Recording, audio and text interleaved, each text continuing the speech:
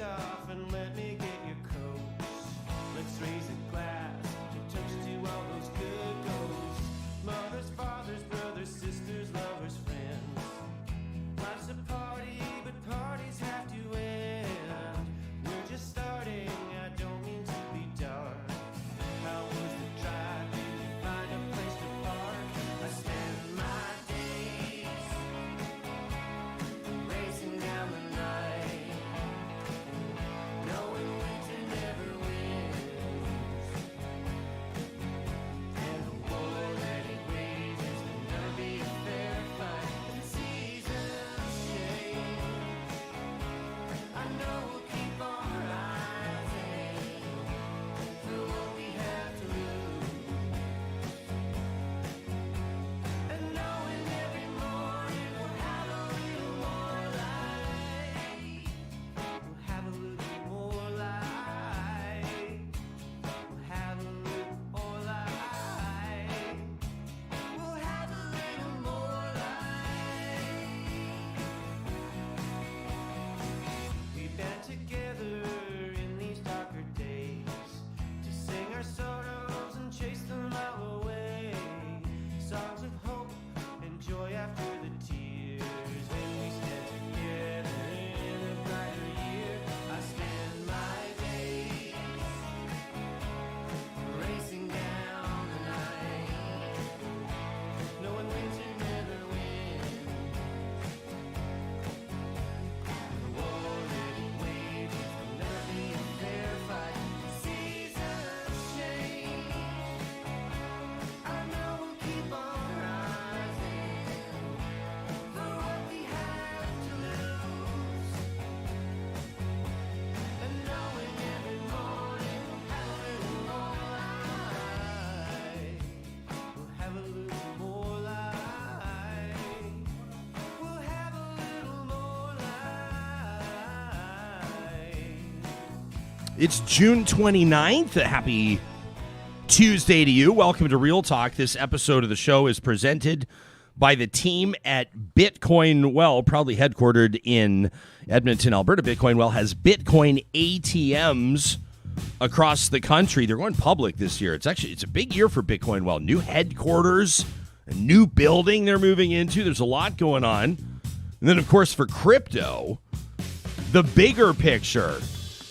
What an absolutely wild 2021. If you're trying to make sense of it all, you're seeing where things are trending. You're looking at the market and you're going, what does this all mean and where is this going? The team to talk to, you'll find them right at the top of the sponsors page. It's Bitcoin Well at RyanJesperson.com. Real Talk starts right now. Here's Ryan Jesperson.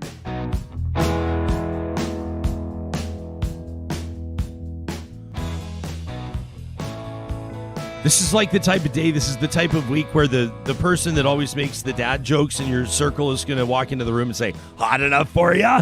It doesn't matter. We know that people will interact with Real Talk across this great country. We know that we have our friends in the United States, and as a matter of fact, our web insights tell us that some weeks we have people from more than 60 countries around the world checking in on Real Talk, and it feels like no matter where the audience member is from, they can relate today. It's like this is like a global thing going on right now, especially across the country.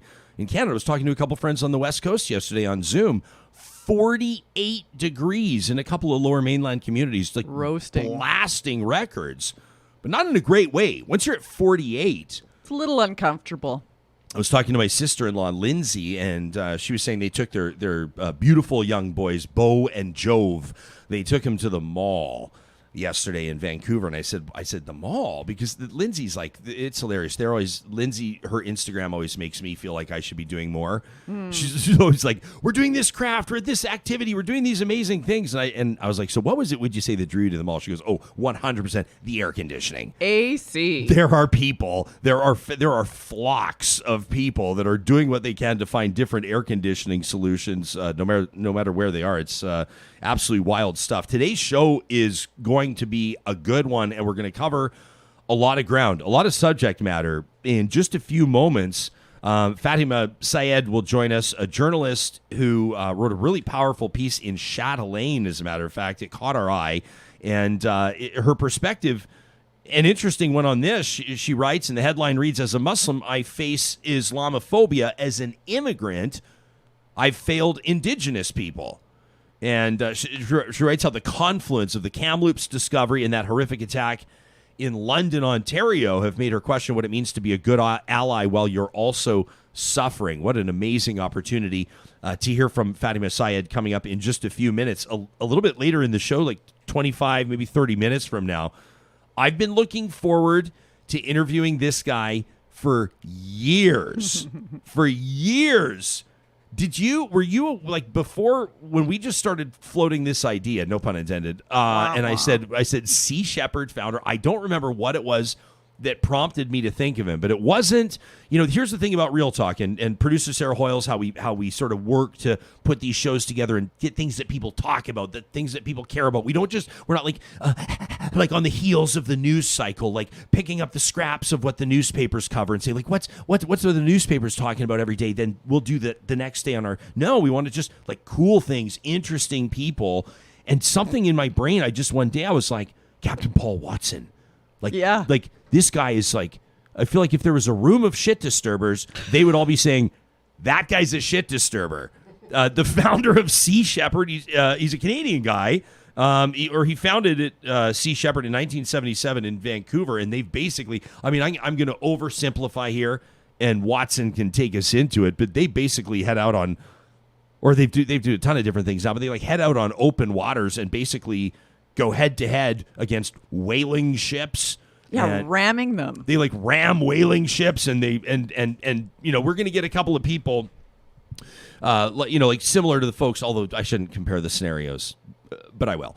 But people that are like this Catholic church, this prominent one in Saskatoon that was, people say, there was graffiti on it, and people will choose their language. Some people say, well, it was vandalized. That's vandalism, and technically it was. And it was also, people are saying it's graffiti, and people are saying graffiti's art, and that's also true, and it's powerful, which is also true. And there's many things we could, maybe we will today. Maybe we should talk about that Saskatoon church. We have to talk about churches, in particular Catholic churches that are being burned to the ground across Canada. It demands a conversation. And there has to be, I think, in some cases, like full stop, no nuance, black and white elements to that conversation. Like arson is never okay. And then at the same time, you're going to hear from people that are going to say, I don't blame people for burning down those churches right now. And I'm happy to have those conversations. I will continue to be the fuddy-duddy at times because of our platform and liabilities and I think public responsibilities to remind people that it's not cool. Arson's not cool. I will say, with regards to the paint on that, is it like a diocese or what was it? It's more than just a church. It's like a big, I saw someone saying to me in Saskatoon, this church, they're saying it's more than just like a church. They're saying this one is, kind of like, it's the same with synagogues or other houses of worship, where sometimes it's like your neighborhood house of worship, and then sometimes it's like the big one downtown, right? With all the architectural heritage and the art inside, and they do the tours, and it's where, prominent people get married or whatever the case may be. So there's paint on it, and it says "We were children," and all these little red. I feel like if I'm describing it here, even if you're listening to the podcast, you know the one I'm talking about. Everybody knows the image. If you don't know what I'm talking about, you can scroll through my Twitter profile of the last few days, and some people started saying, "Oh, so now vandalism's okay? So now you're okay with vandalism? Oh, so now anybody can just vandalize?" And I'm sitting there kind of going, well, first of all, do you understand the context here? Yeah. Because if you're getting, can I still say in 2021, if you're still getting no, I probably can't say it. I'm gonna panties say, in a knot? No, you're I'm going to say panties in a knot? I course corrected, and I'm going with, if you're getting your undies in a knot over vandalism. Could you say gaunch in a knot? Gaunch in a knot actually really sounds like a... That's Gaunch in a knot sounds like a something you buy at like Jimmy Buffett's cheeseburger stand. I don't even know what that means or what it would be, but he would probably delicious. Sell Gaunch in a knot. It would be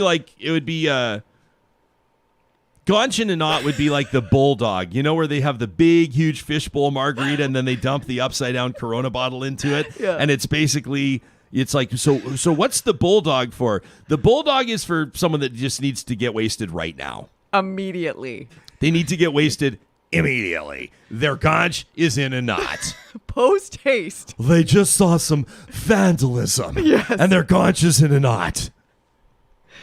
Fire up the margarita machine. People are going to go, this show is fucked.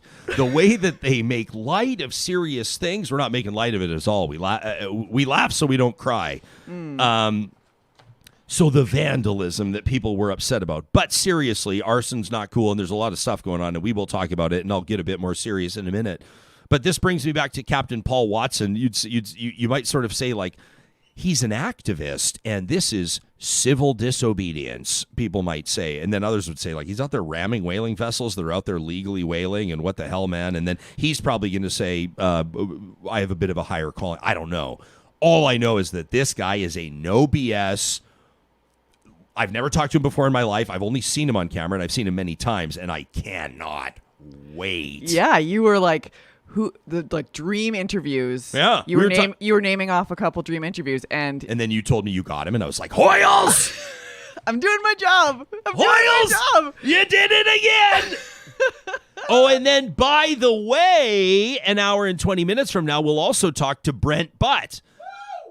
Samuel Brooks is very excited about this interview. Super fan. You have kind of like it strikes me as though you have a bit of a connection with Corner Gas and with Brent Butt in particular. Like, I thought it might be a little pandering and unprofessional to wear my Corner Gas shirt on air today, No, but I would have supported that. Brent, Corner Gas has been part of my life since junior high. It's just it's wholesome, fun Canadiana. I've always loved Brent Butt's style. As a person that works in media, I actually have crazy respect for someone that was able to, like, literally create one of the most successful Canadian TV franchises in history, which is very hard to do in this country. I mean, it's rarely does something born out of Canada go on to Corner Gas fame. What was it about Corner Gas that connected with you and that you think, and let's ask him, let's put him on the spot and get a little bit tacky and ask him about like numbers and revenues and earnings and all those types of things. And because I'd love to know if Corner Gas, it anecdotally absolutely is one of the most successful and well-known Canadian comedies of all time, for sure. But if I were to say right now, how does it stack up against SCTV or Trailer Park Boys or some of the others? What's the one that Dan Levy and like Schitt's Creek is like, but Schitt's Creek is kind of like okay, hang on. This is only my opinion. This again, I don't have the numbers. This is why numbers. But I mean, look at their Emmys. Like, the Emmy it's count ridiculous. But I was going to say they're bonkers. like the Wayne Gretzky, where everybody talks about points all time in the NHL, and it's like you compare Wayne Gretzky's assists are more than anybody else's points. And I feel like Schitt's Creek is the Wayne Gretzky of Canadian, in a way. Up until a couple of years ago, I would say that, yeah, absolutely some of the other shows you mentioned. But now I feel like Schitt's Creek is... Well, the Emmys really, and the buzz, and you know what I'm realizing about this shirt? As we speak, this is one of the things, typically, like if we were just doing a podcast, it wouldn't matter, but we're on camera, and this is a shirt that I'm realizing that the top, the sort of like the crack, it's like not a golf shirt, everybody, but it's like, what would you call it, like a summer polo shirt? Yeah. But the second button's too high, but the third button's way too low. Too low. I'm like, hey, Angela, coming up on today's show, Who's Angela? Oh. You get... Yeah, who's the boss? Got it. Okay, got it, girl. Yeah. Woo! But my name is Sarah, just so you're aware. Oh, jealousy rears its ugly head. The team at Eden Landscaping, their crews, can you imagine working for Eden Landscaping right now? It's like 37 degrees. They're waking up really early probably and getting in as much work as possible as early as possible. Which the neighbors are just loving. What's up today? Jackhammering out the old concrete pad. But don't worry. If I was working for Mike and the team at Eden Landscaping, I don't know, a day like today, maybe you wear like one of the old the sombrero or the sun hat or something that can like protect you out there. Stay safe out there, everybody. Mike and his team, he's got multiple crews going right now because they spent the winter and the spring designing these sort of like game-changing yardscapes. Front and back curb appeal, that's their game, has been for more than 20 years. Mike's a problem solver. He literally told me to tell you that they are landscaping problem solvers. You can find them online at landscapeedmonton.ca. Also wanted to remind you that the team at Alta Moving and Storage knows that these days are the days that families finally make their move. Nobody wants to move in the middle of January. If your summer involves a move and you're looking to take all the stress out of the mix, check them out online at altastorage.ca. You'll see more there about their pod-style moving containers. Check these out right now. If you're watching us on YouTube, I'm showing you them. These things, they drop them off in front of your house at your convenience. You fill them, they move them, you unpack them at your convenience. You keep the stress out of the mix. Plus, you support local family-owned business at altastorage.ca. This was a piece that stopped me in my tracks. I've been following Fatima Syed for quite some time on Twitter. Really appreciate the work that Fatima does as a journalist. This piece, this was a whole other level. You can read it at Chatelaine.com. As a Muslim, I face Islamophobia. As an immigrant, I failed Indigenous people. Journalist Fatima Syed, kind enough to join us this morning. Welcome to Real Talk, and thanks for making time for us. Thanks for having me, Ryan. It's nice to be here. This is even just you set the scene here. I mean, you've always done a great job storytelling, but in this piece for Chatelaine, you set the scene. You're there. I mean, I suppose, of course, as a journalist, as an observer, as a storyteller, you're also there as an immigrant. You're also there as someone who is feeling a horrific loss, an entire community reeling. This was a personal exercise for you. It was hard to separate the personal and professional when you're attending a vigil like that hits so close to your home and your community and your family. The family, the Afzal family that was killed in the London attack just a few weeks ago, they were my family. They were separated by me and mine by a stone because immigrant circles are very small. So very quickly in the hours after we learned of their deaths, we knew people who knew them and we knew them. And suddenly, like my parents knew them. So it was hard to separate the personal and professional when you attend a vigil like that as a journalist. And my eyes just kept being drawn to this bright blue flag in the sky that had a white infinity symbol. And I could not tell you then what that flag represented. And I did not know why it was there and what it meant. And I had to Google it. And it was interesting because there were so many people at the vigil, the internet was slow. So I had to wait a second to get the response. And immediately as the result came, my heart sank, because I felt so guilty and so ashamed and just completely devastated that I did not know that flag represented the Métis Nation and that it was present at a vigil that was mourning and, celebrating at the same time the lives of these 4 Muslim Canadians. And that emotion is something I wanted to work through. So I sort of wrote it as a personal exercise, and it's been very humbling and overwhelming to see how it's resonated in the days since it's been published. I feel like you and I can have we can have conversations about literal matters here, and then we could also get somewhat esoteric, because as you're talking, I'm thinking about flags. I'm thinking about the fact that this individual, who we'll hear about in just a second, I want to ask you about your interaction with them, the person flying this flag. But that person brought that flag there to send a message, because flags send messages. When we mourn, when we grieve, we drop them to half staff. When we fly them proudly, we say something. When we bring them down, we say something. There's a lot to be said about the power of flags. Well, it's interesting when you think about the funeral that happened a few days later after that vigil, and the bodies of the 4 members who were killed were covered with the Canadian flag. And I again, like, this is how my brain works, so I couldn't help but link the 2 moments together, because not only do flags represent nationhood, they represent feelings, right? How do we identify to a community? It's our sort of, our identity expressed through this piece of cloth. And it was so powerful to see the Métis flag at this vigil, and then so powerful to see those bodies covered, draped in the Canadian flag. And then also powerful to see other flags at the vigil, you know, whether it was the Pakistani flag or the Palestinian flag. There was just, or just flags that had anti-hate messaging waving on them. It was truly, you know, a very visual representation of Canada. And the worst part is I don't think many in the crowd knew that the tallest flag at the vigil was the flag of the Métis Nation. So you walk over to this individual. You want to pick their brain, right? My visceral reaction was that I must talk to him. I must understand why he's here. Call it a journalistic instinct or call it just, you know, human curiosity. I felt compelled to go and speak to this person.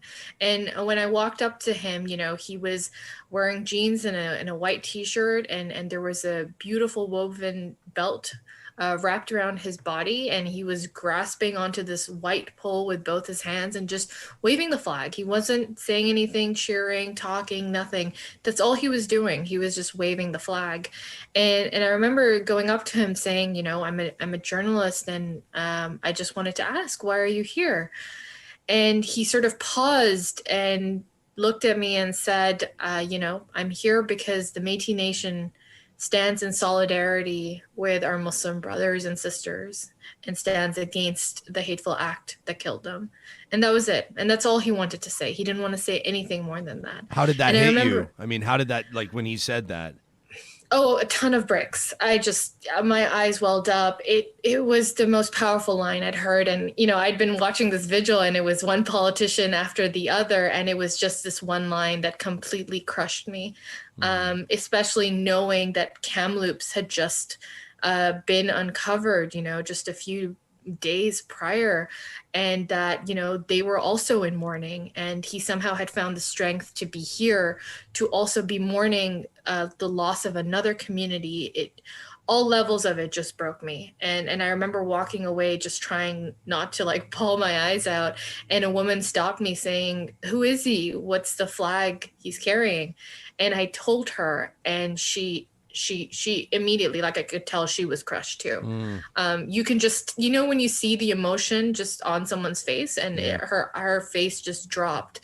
And I saw her interacting with him afterwards and giving her gratitude for him being there. It was just one of those moments I'm not going to forget for a very, very long time. You and your family, you moved to Canada from Pakistan, what, about 10 years ago? Is that right? Yeah. So you were relatively young when you moved to Canada. Do you have a pretty vivid memory of what was involved with regards to, if I can call it, getting up to speed on what you need to know? I guess what I'm asking in a more pointed fashion is with regards to Canada's history, things like residential schools and the like. We are all hearing from millions of Canadians saying, I went through the school system here, like K to 12, post-secondary. Don't really remember hearing a lot about this, especially nothing at a meaningful depth. What was your experience like as a new Canadian? You're given this book when you arrive. It's called Discover Canada. It's like this small. It's very, very thin. And it's sort of meant to be an overview of Canada's history, Canada's laws, Canada's famous people, like, you know, giving you an introduction into this country. And that's the book that you're tested on before you get citizenship. And I remember my mom just constantly reading it every single day to memorize it, right? Because she wanted to pass this test. And so I remember us reading it and quizzing her on it. And Ryan, there's no mention of residential schools in it. There's no mention of deep Indigenous history or culture in it. There's no mention of a single Indigenous famous person or a single Indigenous member of this land in that book. There's barely 2 pages of Indigenous of things about Indigenous peoples in this book. And it just basically describes 3 different communities, the fact that they exist, the fact that, you know, they're a part of our history, and that's it. And you know, a part of me gets it. Like, when you want to attract people to live in your land, you don't want to exactly air your dirty laundry or your, you know, evil actions of past. But at the same time, there was no land acknowledgement at our citizenship ceremony. Like, there was no interaction, and we could have spent our whole lives in this country and never met an Indigenous person. If I wasn't a journalist, or if we didn't, or if I wasn't curious about all of this and told my family about everything that was going on. So it's very jarring to think about that we have millions of immigrants in this country who've never, ever met an Indigenous person or interacted with them in any way, or read about them, or know their history or anything like that. And they're just now waking up to all of this.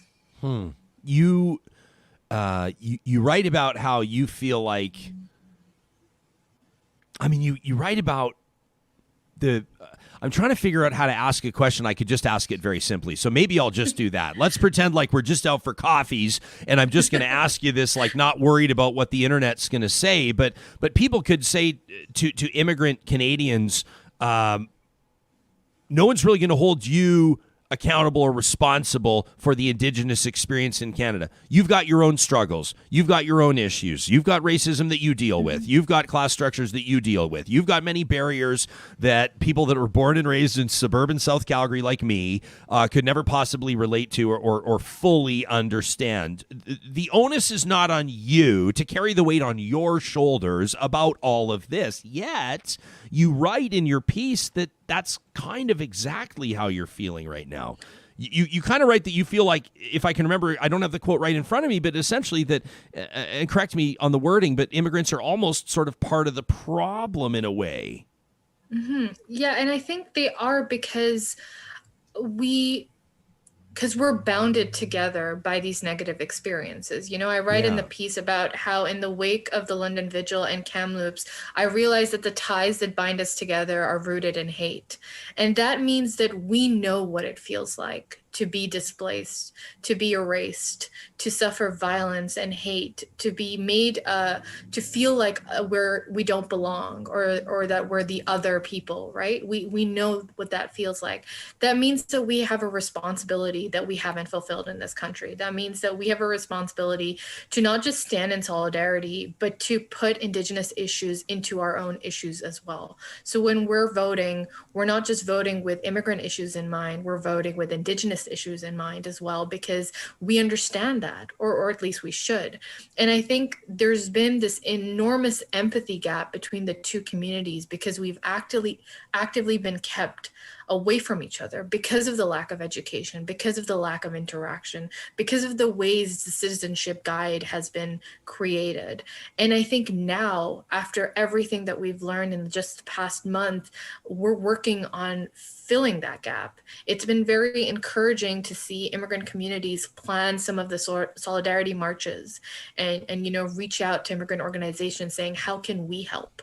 I know people who are looking to donate to causes and transfer the donations collected at mosques to Indigenous communities, for example. All of that work is just starting, and that's really encouraging. But there's so much more that needs to be done. So I feel incredibly guilty, and I'm using that guilt to turn it into positive action, because I think that's what this moment requires. And I hope immigrant communities are up for that challenge, because like I said, we know what this feels like, and we've been ignorant for way too long.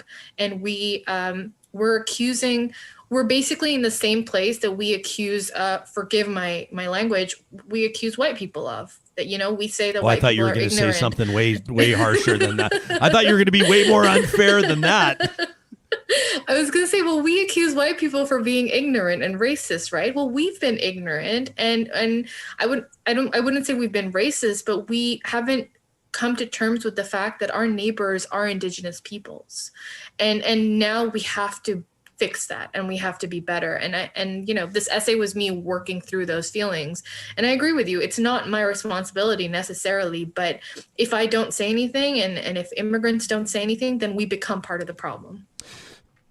We in Alberta right now, I mean, there's this absolutely horrific attack in London, Ontario, obviously, but in Alberta, in particular, in the Metro Edmonton region, over the past number of months, there have been several incidents of Muslim Canadians, in particular, women in hijab, subjected to attacks, including in a parking lot outside of a mall the other day in a city just north of Edmonton, St. Albert.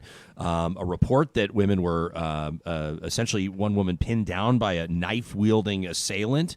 And then Edmonton police confirming that they're investigating reports, not reports, I mean, it happened, shots fired from a vehicle at a woman as well, a Muslim woman as well. I mean, these stories are, I suppose you could write them off or find some convenient way to dismiss them as there are hate mongers among us, and hatred has driven horrific events through human history, and there's nothing different now, and we must stand and all the things. But this is a specific, identifiable community repeatedly being targeted in a violent manner by multiple. I mean, these are different people, suspected or arrested, facing charges in these attacks in some cases. How are you wrapping your mind around this? Oh, I'm so scared for the women in Alberta and just, women across this country who are wearing hijabs. It's funny, a friend of mine shared a story that on the day that the woman who had shots fired at her, when that happened, she sort of, left her place of work and saw a man praying in a park.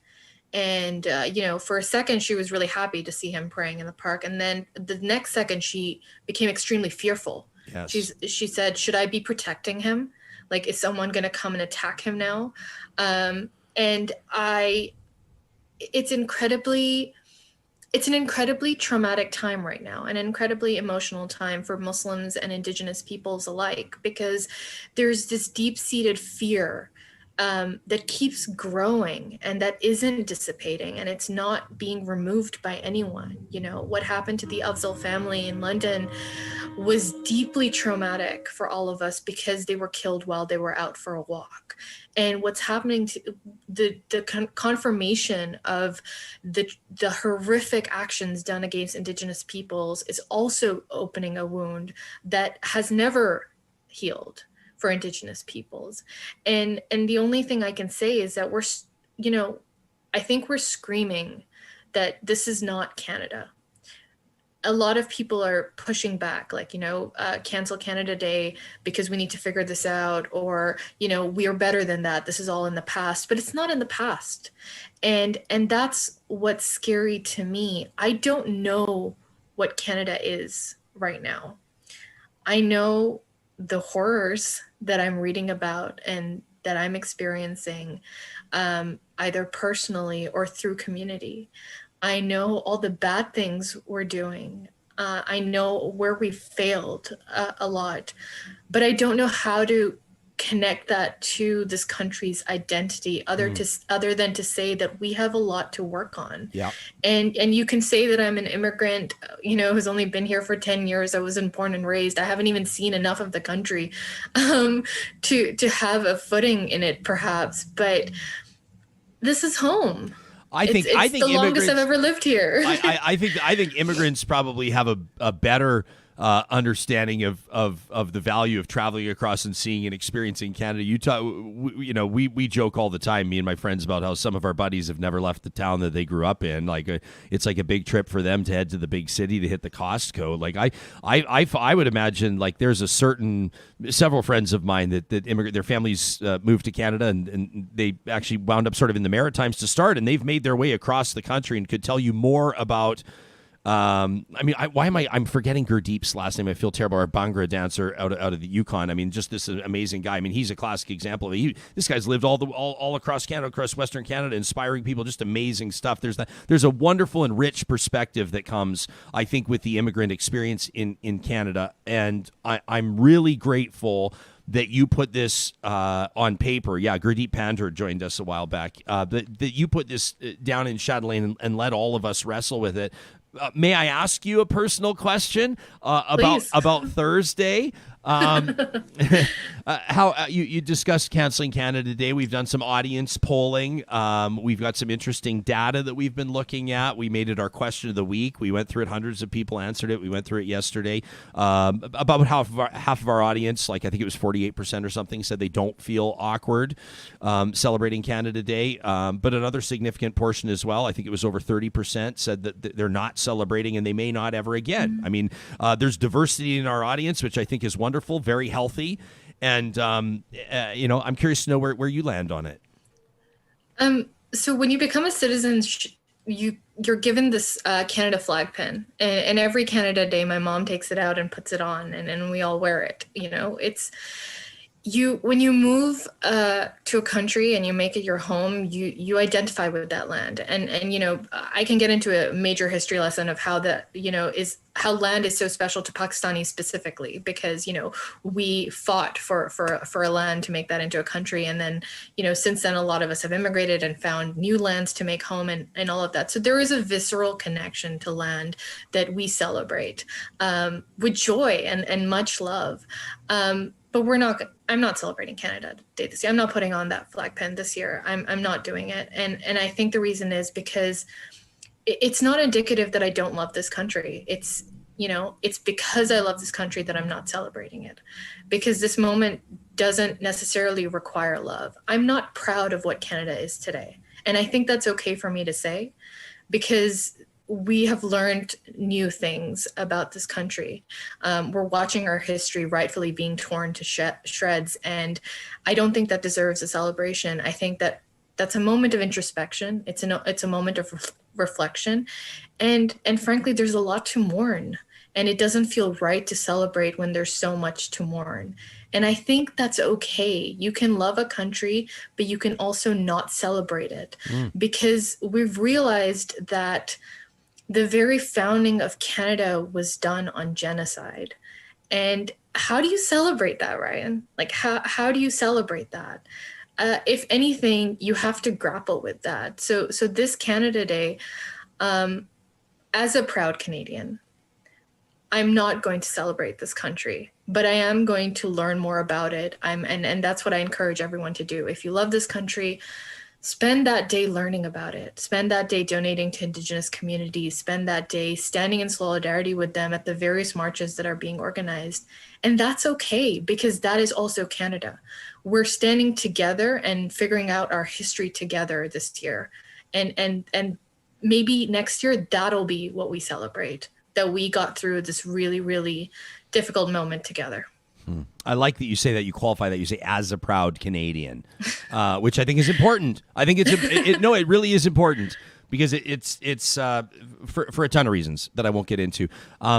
Is Watson ready to rock or not? We're good to go. Okay, I want to make this our last question. We got a guy on standby here, and this show's moving fast, but I'm so grateful for your time. I want to ask you very quickly. You're vice president, by the way, of the Canadian Association of Journalists. Kind of a big deal. Community manager as well, and the CAJ has been really pushing its members and being proactive to observe ethics in journalism, to get up to speed on principles and practices, best practices, and trauma-based reporting when it comes to covering these stories of these unmarked grave sites, residential schools, and the bigger picture of truth and reconciliation in Canada. I'd be curious just for your insight. In closing, obviously journalists have play an important role in any free society. How important is it right now for Canada's journalists to step up and in some circumstances to rethink the entire way they operate? Oh, it's so important. I think we still haven't met any of the calls to action for media and the Truth and Reconciliation Commission, and the CAJ is reaffirming our commitment to it and is promising to help any newsroom that needs help with that. But it's also encouraging to see more and more Indigenous journalists in the country, and I encourage everyone to follow them, because they're doing an incredible job doing the reporting of these times. But there's so much work to do. We're still making mistakes. We're still not doing trauma-informed reporting. And as is the case with a lot of, coverage of issues of diversity and issues of BIPOC communities, our newsrooms are still playing catch up. From journalism schools to like the major newsrooms of major publications, we need to figure out how to better tell these narratives. So when this happens, it's not a surprise, right? The other day, someone shared the fact that it was, years ago, like almost 15 years ago, when the Globe and Mail had a story about the existence of mass graves at these residential schools. It has been reported. We just haven't done a good enough job keeping the spotlight, bringing the nuance, and educating the public about these issues. So the work still needs to be done, and I hope that everyone's committed to doing it. I was looking forward to this conversation. I had high expectations, and you shattered even those.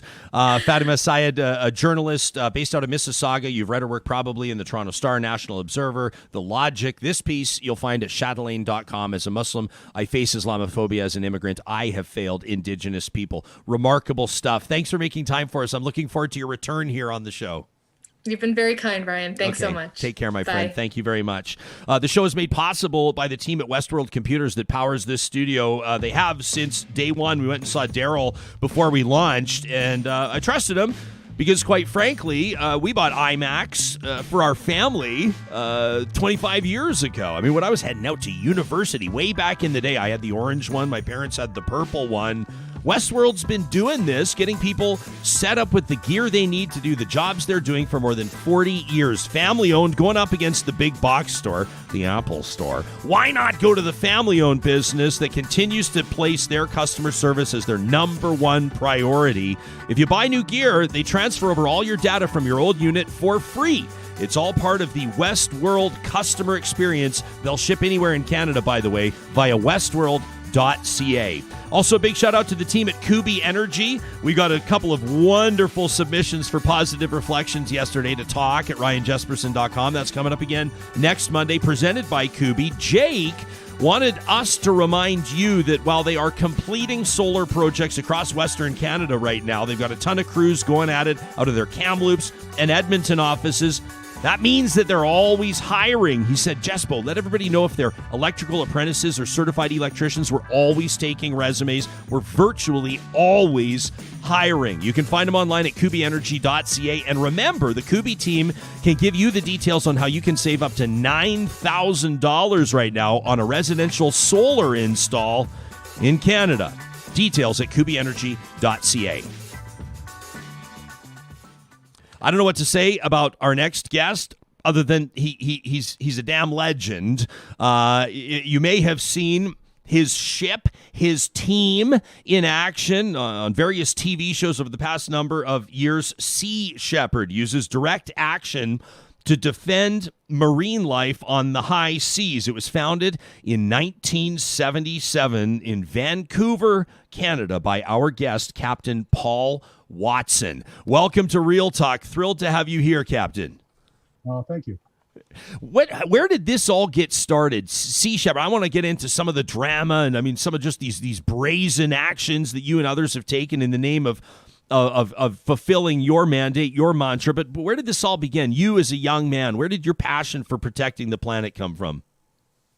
Well, I was raised in a fishing village in eastern Canada, in New Brunswick, and when I was 10 years old, I spent the summer swimming with a family of beavers. And next summer, when I went back, couldn't find the beavers, found out trappers had taken them. That made me quite angry. So when I was 11, I would walk the trap lines, freeing the animals and destroying the traps. And I guess I've been doing that for the last 60 years. Did you think at the time when you're a young boy, 11 years old, did you understand direct action or civil disobedience? Was this part of a bigger picture perspective that you were aware of at the time? No, I just did what I felt was right at the time, to save lives.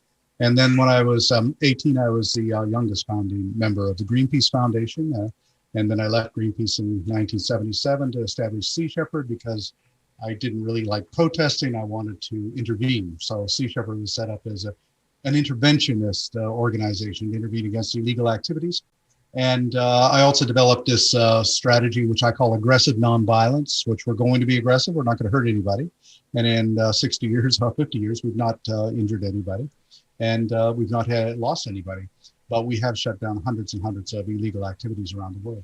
But you've actively, to state the obvious, Captain, anybody that's watched even 5 minutes of anything that you've done knows that you have put yourself in harm's way many times. I mean, you've put yourself in a position where you could, I mean, people have shot at you before, for Pete's sake. I mean, you got to be wired a little bit differently to approach activism like this. Well, we don't have any problems with people risking their lives to protect real estate, oil wells, flags, and religion. So I think it's a far more noble endeavor to risk your life to protect an endangered species or a threatened habitat. What was it back in 1977 when you were, because that would have been like right around the time, I mean, Greenpeace was just becoming a thing. It was just starting to sort of make a name for itself. Obviously, I would imagine tapping into a bunch of different grassroots movements, and you've got a bunch of people coming together and realizing the power that comes with a collective or focused effort. What was it that prompted you to see a need for a separate entity with Sea Shepherd? Why'd you leave Greenpeace? Well, I think I got just tired of hanging banners and taking pictures and not being able to stop the thing that we were opposing. So I wanted to see results. But I did learn a lot from Greenpeace. I mean, Greenpeace was established by journalists, by broadcasters, and who understood the power of the media, understood how to use the media. We were all disciples of Marshall McLuhan at the time. And so I've always felt that the most powerful weapon in the world is the camera. So that's why with Sea Shepherd, we document everything, both for defensive purposes and also for education and offensive purposes, I guess. But so I just feel that I had a need to actually change things, not just to protest them. So you've adopted this, let's call it a pirate-esque flag. When you're flying that flag, what message does it send? Take us into the design. Well, in the 90s, our opponents would call us pirates. So I said, well, I was a student of Aikido. So I said, well, if you're going to call us pirates, we'll be pirates for you. And I set up that flag. The design means the black represents the extinction, and that the skull represents humans' responsibility. And we're part of driving species to extinction. The whale and the dolphin in the forehead, that represents the mind in the sea. That is what we can learn from diversity in the ocean. And of course, the trident is for aggressive, and the shepherd's crook is for protection, so aggressive nonviolence. Are there, can you bring us up to speed? I mean, this movement that you founded, 44 years ago has now grown to the point where you have, you're operating, I think, a dozen boats, right? I mean, you're in 20 countries. Are there Sea Shepherd vessels that are actively out there interfering with commercial fishing and whaling vessels as we speak? Yeah, we have 12 ships at any given time. There's between 150 to 200 people on board those ships. Two of our vessels right now are working with governments in West Africa to stop poachers in their territorial waters. That's the Bob Barker and the Sam Simon. I have two vessels in the Mediterranean that are confiscating illegal nets and fish aggregating devices. One vessel in the Baltic that's protecting dolphins there. Two vessels in the Sea of Cortez that have been protecting the endangered vaquita porpoise, which I'm quite confident would now be extinct if it wasn't for our interventions over the last 7 years. We have another vessel working to protect Coiba National Park in Colombia, or in Panama, and Mapello National Park in Colombia. And we have another vessel, the Ocean Warrior, which is working to try and intervene against the Chinese fishing operations in the Eastern Tropical Pacific. Plus, we have our research vessel, our sailing vessel, the Martin Sheen, which actually in November discovered a new species of beaked whale, which I thought was absolutely amazing. I didn't think there was anything left to discover as far as whales are concerned, but we did. Wow. And that's involved in ongoing research off in the waters of the Pacific waters off Mexico. Let me ask you something. I want to ask you about conflict in just a second, but you've just talked about something pretty wonderful, something pretty beautiful, the discovery of a new species of whale. What does that do to a guy like you? I mean, I don't know if you need any more motivation. It seems to me like your tank's pretty topped up, but what does that do? Well, in a world where we're seeing species disappear, it's amazing that we actually found a new one, which really tells me that there's so much out there that we don't understand, and there's many species we haven't yet discovered, and a lot of species that are going extinct before we can even discover them, and so that's important in that respect. But here's a real problem. Life in our ocean is being diminished at an alarming rate. Not many people realize, but since 1950, there's been a 40% diminishment in phytoplankton populations in the sea. Phytoplankton provides up to 70% of the oxygen in the air we breathe. All life is dependent upon the existence of phytoplankton. If phytoplankton disappears, so do we. That's why I say all the time, if the ocean dies, we die with it. So I think it's the absolute greatest responsibility right now to do everything we can to ensure that diversity and interdependence in the sea is not diminished. We have to learn to live in harmony with all of these other species, or we're simply not going to survive. You've probably had this conversation a million times with people about different approaches to whatever. And I don't mean to tie two very different situations together, but we were talking earlier on the broadcast here of graffiti. I'm going to say it's graffiti art on a Catholic house of worship in Saskatoon, Saskatchewan, relating to the residential schools. And this splashed red paint has little hands all over it, and it reads, "We were children." And it's a very powerful bit of graffiti, and we're discussing this, and I was talking about how some people are getting their undies in a bunch, sort of saying to me like, "Oh, it's vandalism. Like, you think vandalism's okay?" And at the same time, I'm sort of thinking, is the power of this message lost on you? No, I don't think that you could go around vandalizing everything and burning buildings to the ground. And I obviously we have anarchy wouldn't work, big picture.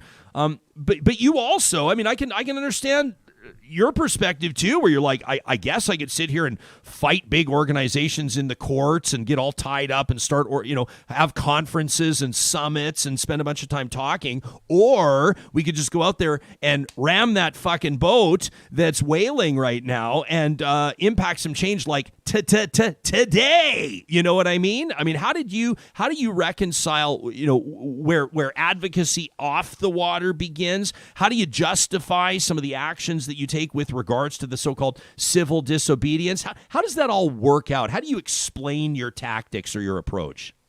Well, first, I'd like to say something about the church. I'm actually quite amazed that every Catholic church and every reservation in the country hasn't been burned to the ground. I agree.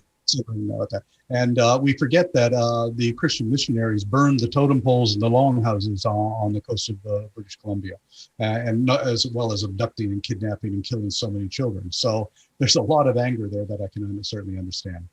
But to go back to your question here, Sea Shepherd does not break the law. We operate within the boundaries of the law and the boundaries of practicality. And what we forget is our opponents are criminals. They're poachers. And that's what we're trying to stop. The Japanese whaling fleet was killing whales in violation of the international regulations in the Southern Ocean whale sanctuary. They were poachers, and that's who we were opposing. And that's one of the reasons we were able to get away with a lot of these things, because people know what we're doing. We sank half of Iceland's whaling fleet in 1986, shut them down for 17 years. I made myself available to the Icelandic authorities, and they told me to leave the country. They didn't want to put me on trial. They knew that to put me on trial, to put Iceland on trial. And as of 3 years ago, Iceland just stopped whaling. So we're making a lot of progress. From when we began, I would say 95% of commercial whaling operations have been shut down.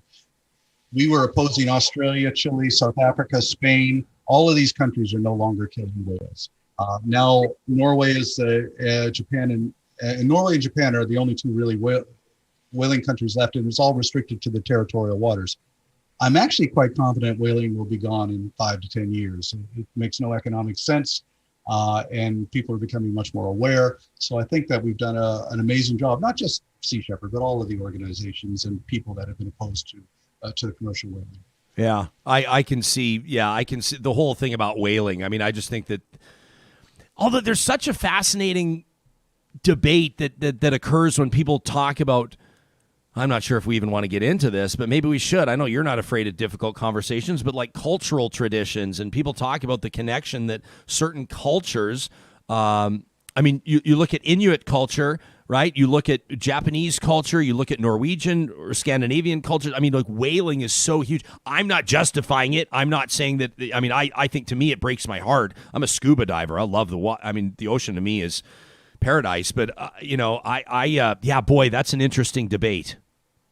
Well, actually, as of yesterday, I just had a book come out, this one here, The Death of a Whale, and that's about our campaigns to oppose the macaw whaling operations in Washington State. And what we forget about that is that we were invited into that situation by elders of the Macaw Nation, who understood that it was not part of their culture to go shoot a whale with a 60 caliber recoilless rifle. They understood that. So we were working with the elders, and I said all along during that time, if the elders ask us to leave, we will leave. And if they ask us to return, we will return. So we have a respect for Indigenous cultures, and we work with Indigenous cultures. We continue to do so. Right now, I'm working with the Anamani and the Kayapo to protect dolphins in Amazonia. We actually intercepted the Nina Pina in Santa Maria in '92 with the Gitxaałtsulatan peoples. And I was a medic at for the American Indian Movement occupation of Wounded Knee in South Dakota in 1973. I have a long history of working with Indigenous peoples. We do not oppose the Inuit hunt because it's legal, but the macaw hunt was illegal. Now, when the Japanese argue it's their cultural right, it's actually not true. The Ainu people are the Aboriginal people of Japan, and Japan forbids them from going whaling, but they say they should go whaling. So it's a pick and choose sort of thing.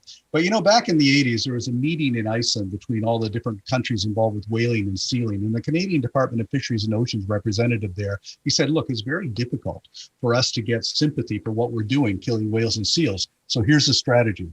Let's associate what we're doing with native cultures, with Indigenous peoples, and that will provoke that sympathy. So when we're opposing the commercial seal hunt off of Newfoundland and Labrador, where not a single native person is involved, the government associates that with the Inuit hunt and then gets that involved. So when people are the perception is you oppose sealing, you're opposing the Inuit, and that was never the case. But that is the strategy of the Canadian Department of Fisheries and Oceans, is to make that association.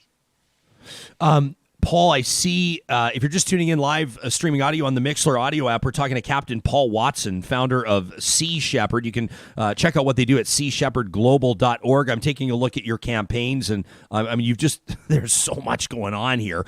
You've sort of given us a bit of a laundry list, but fighting illegal fishing in West Africa, partnerships protecting Africa's marine wildlife, Liberia.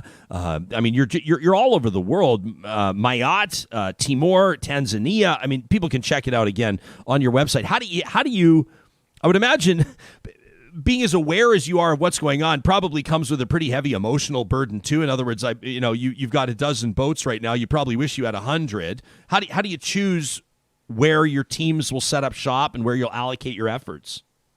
Well, back in 2012, when Japan came after me personally and came after Sea Shepherd in the U.S. as an organization, we learned a valuable lesson, and that was you can stop an individual, you can shut down an organization. What you can't do is stop a movement. So we turned Sea Shepherd from an organization into a global movement. We're in 42 countries. They're all separate independent entities. We all work under the umbrella of Sea Shepherd Global, which is based in Amsterdam, which doesn't have any money. They just do directions. So we all work together towards that end to run those ships and those campaigns. I personally cannot keep track of the number of campaigns we do. We have wonderful leaders, wonderful directors, captains, officers, crew. And these campaigns are going on organically, really all over the place. We're now getting invited by governments all around the world. Can you come in and help us stop the poaching operations in our waters? In Liberia, a couple of years ago, gave us the highest military honor, a medal, for our interventions against the poachers that came into their waters. And now we're working with Peru and Ecuador and Colombia to intervene against the illegal fishing operations by China in the Eastern Tropical Pacific. So I never thought back in the 70s and 80s I would actually be invited by governments to work with them. But it just shows that the situation, people are becoming more and more aware of how desperate it is, and that we've actually set up a way or a strategy that works. Our strategies are being taught in the United States Naval War College, and with the recommendation that the U.S. Navy should actually do some of the things that we're doing, and we're lecturing them. I gave a lecture to the FBI, that was funny. One of the FBI agents said, "Come on, Sea Shepherd's walking a pretty fine line when it comes to the law." And I said, "Yeah, but does it matter how fine that line is, as long as you don't actually cross the line?" Yeah. And they couldn't disagree with me. We have never been convicted of a felony. We've never been successfully sued, because we understand the limits to what we can do and the boundaries that we have to operate under. We don't carry guns, we carry cameras. And as far as I'm concerned, the camera is the most powerful weapon that's ever been invented. Huh.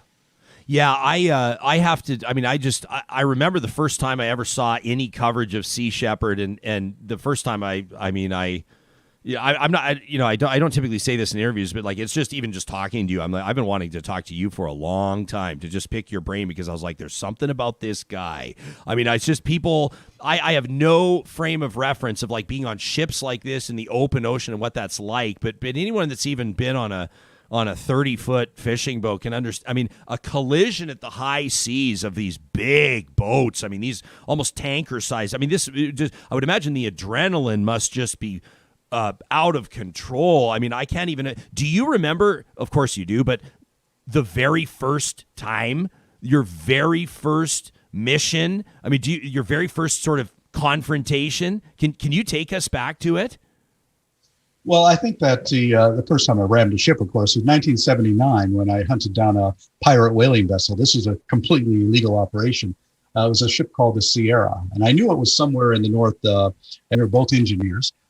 We started the engine up, pulled out, went across the bay. I gave them a warning blow to knock out their harpoon, and then came 360 degrees and slammed at an angle and ripped them open to the water line, and that was the end of their career. Now, we were chased by the Portuguese Navy. We were brought back under arrest. I was presented before the port captain and charged with gross criminal negligence. I said, Captain, there wasn't anything negligent about what we did. We hit that ship exactly where we intended to hit it. It was not negligent. And the captain said, well, here's my problem. I don't know who owns that ship. And until I do, you're free to go. I walked out the door. One of my crew members said, well, yeah, if I knew you were going to get away with it, I would have been there too. I said, well, sometimes you got to do things that you don't know. You're not for sure you're going to get away with. You have to do what's right. Yeah. And as it was, there were never any charges, and the Sierra's career was ended. What would you do? Like what would you do if 3 people on board that vessel were killed? Like how, you know what I mean? I mean, what if you were all of a sudden facing homicide charges? Would you say it was still worth it? I was quite confident that they wouldn't be because I understand the physics of it. We hit the ship in an area where there were no people. And when 700 tons of ship hits at 700 tons of ship, they're about the same size. The volume of the metal absorbs the shock of the impact. It doesn't even knock anybody off their feet. So I was quite confident that it would work, and it done. And I've rammed a number of ships since then, and it's always been the same thing. We've never injured anybody. But we have to be very careful to make sure where you hit and the angle on where you hit. And also, the fact is that we are opposing illegal operations. You know, we're not actually breaking laws, but we have to be very concerned about injuries, and we're proud of the fact that we've never caused any injuries. Paul, do you find, I mean, in the 45 years since you founded Sea Shepherd, you talk about maybe 5 years from now, you can envision a world free of whaling. That would be one great example. You talk about a species of, I think it was dolphin, you said that you believe that your team has played a direct role in preserving the existence of that species. These are wins, obviously. Would you characterize the landscape, so to speak? I mean, the industry, your perspective, have things demonstrably or dramatically changed? Well, things have changed, certainly, and for the better in many ways. But at the same time, diminishment in the sea is a major problem. And that diminishment has limitations and before things begin to crash. You know, at the COP21 conference in Paris in 2015, I said, look, you know, we really have to address the fact that our life support system is under threat right now because we're killing the engineers, those species which run and maintain the life support system that provide us with the oxygen, that regulate climate and temperature. And that has limitations. We have to learn to live with the understanding of the laws of diversity, the law of interdependence, and the law of finite resources, meaning if you steal the carrying capacity of other species, that contributes to diminishment and interdependence. And so that's the problem, really, in a nutshell, is that more and more people and less resources. And as I pointed out earlier, 40% diminishment, and you can verify that. There was a publication in American Scientific America that'll back me up on this. 40% of diminishment in phytoplankton population since 1950. That is probably one of the most serious threats facing our survival, and most people are completely unaware of it. I've got a great question here from Nick, who's watching us live right now on YouTube. He's wondering if you have any experience interacting with people, or he says stopping people from dumping plastics in the ocean. He says, to me, this is just as critical an issue as whaling. Sea Shepherd's very much involved in the plastic issue. We have our chapters have beach cleanups around the world, taking thousands of tons every year on beaches all around the world. But we also remove things from very remote areas. We took, all the plastic that we could gather on Cocos Keeling Island in the Indian Ocean. We took 40 tons of marine debris off of Cocos Island, off of Costa Rica. We're removing plastic where we find it at sea. We cleaned up the beaches in northern Australia in partnership with the Aboriginal communities there to protect the sea turtles. It is a major problem. We're working with Parley for the Oceans, which is an organization dedicated to finding alternatives to single-use plastic, and also working on recycling plastic from the sea. Although and they agree that recycling is not the answer. We need to find real biodegradable alternatives to plastic. Plastic is really a major design error and shouldn't be used. When I was a boy and living in New Brunswick, you could walk around across the beaches in the early 50s. There wasn't one piece of plastic anywhere to be found. This has all happened in my lifetime, and it is a major problem. In the 1985, when we began to warn people about plastic pollution, most environmental groups said, come on, get serious and get involved with something like that's, legitimate. I mean, plastic's harmless. But slowly people have become to the understanding that it is a toxic substance, and it's causing incredible destruction in the sea. Captain, this is I'm noticing behind you, like on the full screen view of you, that you have the Seaspiracy. This is the documentary that everybody's watching on YouTube right now. Everybody's talking about, and I full disclosure, I've not seen it yet. But I was talking about it literally last night. We had a family Zoom call, and my one sister-in-law she's just watched it. She's mortified. She says it's going to change.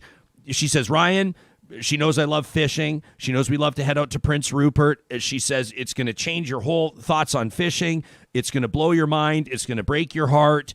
What we are doing, what people are doing to the oceans, to fish stocks, to species. And then I'm seeing reports, again, like this one at Vox.com that says, Netflix's Seaspiracy, what it gets wrong, explained by a marine biologist who says the movie says it's a noble cause, but says it plays loose with the facts and ignores some peer-reviewed studies, et cetera, et cetera. I'm about to hand the mic over to you, Cap, because I want to get your take on this. The 2009 documentary, The Cove, shattered my heart when it came to Japanese hunting practices when it comes to dolphins. Is this documentary going to do the same thing to people 12 years later?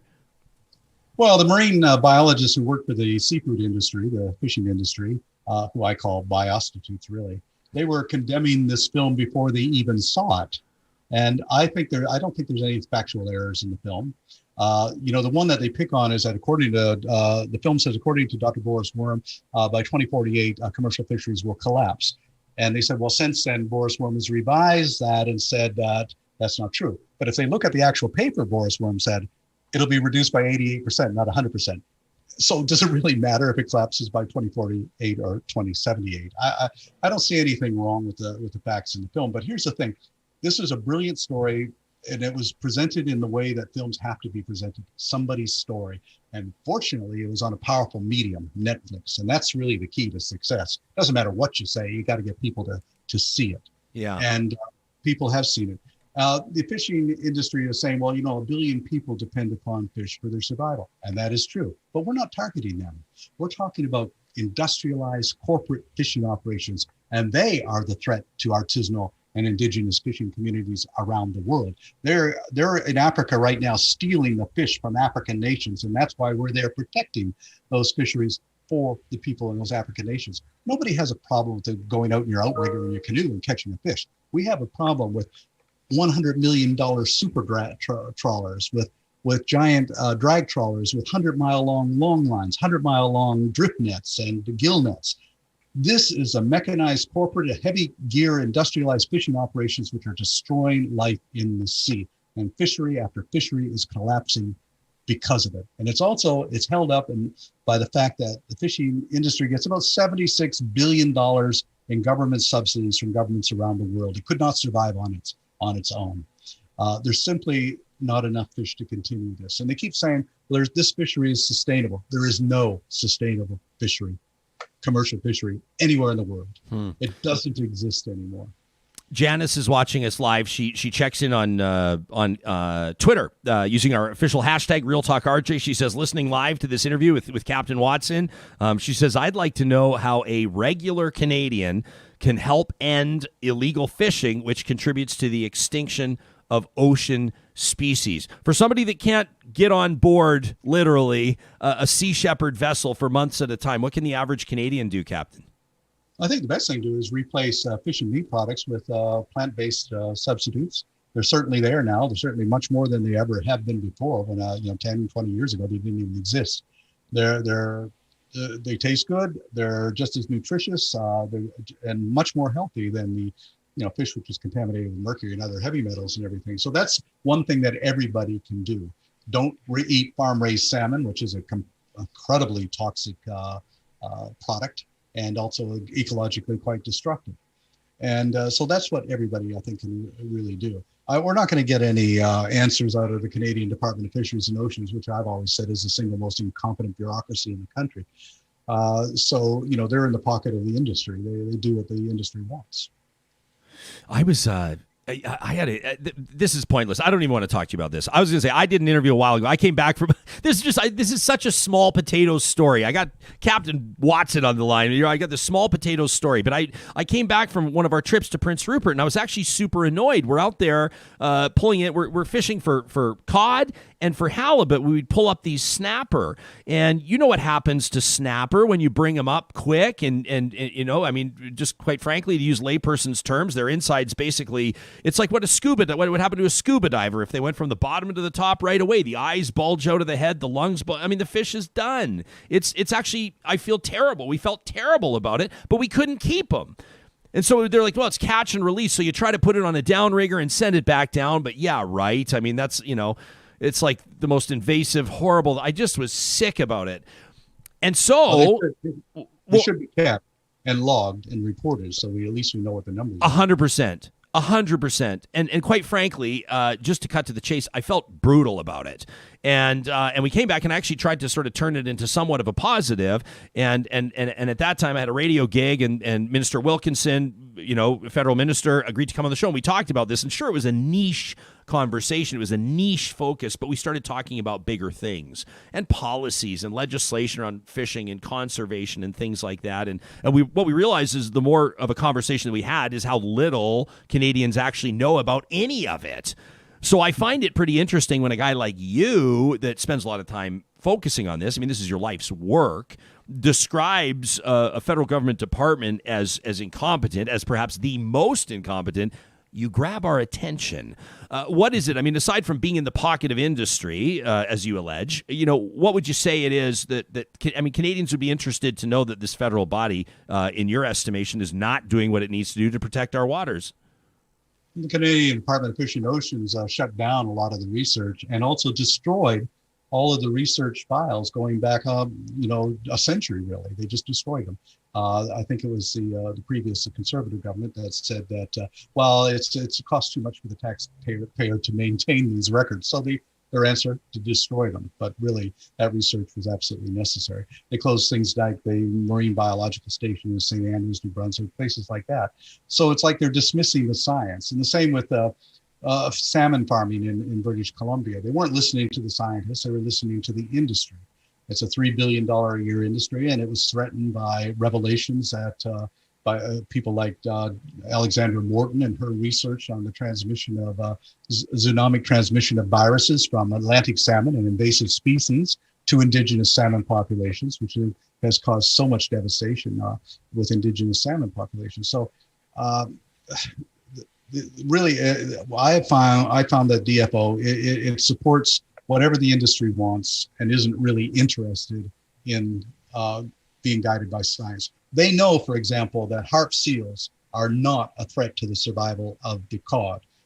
Brian Tobin, when he was fisheries minister, even said so himself. But that's not what the fishermen want to hear. They want a scapegoat, and therefore the harp seal becomes a scapegoat. If you want more fish, you need more seals, you need more whales, you need more dolphins, you need more seabirds, because These species are interdependent with each other, and they are actually the farmers of the ocean. They provide the nutrient base for the phytoplankton, the nutrient base for zooplankton, and therefore, when Jacques Cartier first came to Canada, he described the fisheries as being so abundant you could throw a basket in and pull in a giant fish, a meter-long codfish out of the Gulf of St. Lawrence. You're lucky to find one for 18 inches now. There were 45 million seals in the North Atlantic in 1500s. And now they've been reduced to less than 10% of the original population. And yet the government blames, and the fishermen blame the seals for that diminishment. If you want them to come back, encourage more seals, encourage more seabirds. It might sound strange, but when you really look at what these species contribute, the nutrient base that they contribute. For instance, every day, just one blue whale, dumps 3 tons of manure into the ocean. Very rich in nitrogen, very rich in iron, the primary nutrients needed by phytoplankton. That's why we're having a diminishment in phytoplankton. Birds contribute to this, seals contribute to this, fish contribute to this. What do we give? We give them oil and plastic. We give them nothing. We just take and we do not give. But we're killing those species which do give. And that's where we're really making a very fatal error. You're not like, I mean, you have a real optimism to you, though. Do you believe that can species recover? Like, do you have a vision where numbers bounce back and populations rise again and we treat our planet properly? I said at the COP21 conference in Paris, I said, the answer to addressing this is to do nothing. But to do nothing, you have to do something. And that something is leave the ocean alone. We need the ocean to have time to recover from the damage we've done to it. We need a moratorium on industrialized fishing. We need to stop dumping pollutants and everything. Let it repair itself. That's what we need to do. I don't think, people say, well, that's impractical. No, but it might be the key to our survival. I've always been optimistic and certainly have never been declined to depression and everything because I learned a lesson many years ago. I was a medic during the occupation of Wounded Knee in South Dakota that was organized by the American Indian Movement. And we were surrounded there. We were being shot at. They had wounded 46. They had killed 2. And I went to Russell Means, who was the leader of the American Indian Movement. I said, look, we have no hope of winning. The odds against us are overwhelming. Why are we continuing to be here? And his answer stayed with me. He said, well, we're not concerned about the odds against us. We're not concerned about winning or losing. We're here because this is the right place to be, the right thing to do, the right time to do it. Focus on the present. Don't worry about the future, because what you do in the present will define what the future is. And that's really all we can do. Our efforts are in the present, and hopefully that will contribute to a better future. Captain, I haven't been reading you all the comments on our live chat. It's hilarious. Like Deborah says, I wouldn't want to play Battleship with the captain. Brenda says, yeah, definitely no Battleship with this fella. But we've also got some questions. Arnold's got some great feedback. Says, Sea Shepherd is so badass. I don't think we'd agree 100% on everything, but I'm sure glad that they exist. An interesting question here from Sharon. Sharon is wondering if you have a comment. She doesn't focus too specifically. Maybe she doesn't need to on the Micmac fishermen. Essentially the entire community in Nova Scotia back in November, about 7 months ago. That community declared it won. Right? They scooped up $1 billion seafood firm. This reporting in The Guardian. These are 2 First Nations Micmac communities reaching an agreement to buy Clearwater Seafoods. It's a deal worth $1 billion. I see now the CBC reporting just a few days ago that 2 Nova Scotia First Nations, these same First Nations we're talking about, proposing a moderate elver fishery. These are like small eel-type organisms. But there's more ownership happening here, economic stimulus and opportunity happening here. But I would imagine that there are many layers to this from which we could approach the story. Sharon's curious to know your thoughts on it. Well, I'm very proud of the fact that I have Micmac heritage. My family's Acadian. We've been there for 500 years, and there was a lot of marriages going on back then. So yes, I'm 100% supportive of the Micmac community. But also, we've seen that Indigenous communities, especially in British Columbia, have shown how you can fish, and you can fish in an ecologically positive manner.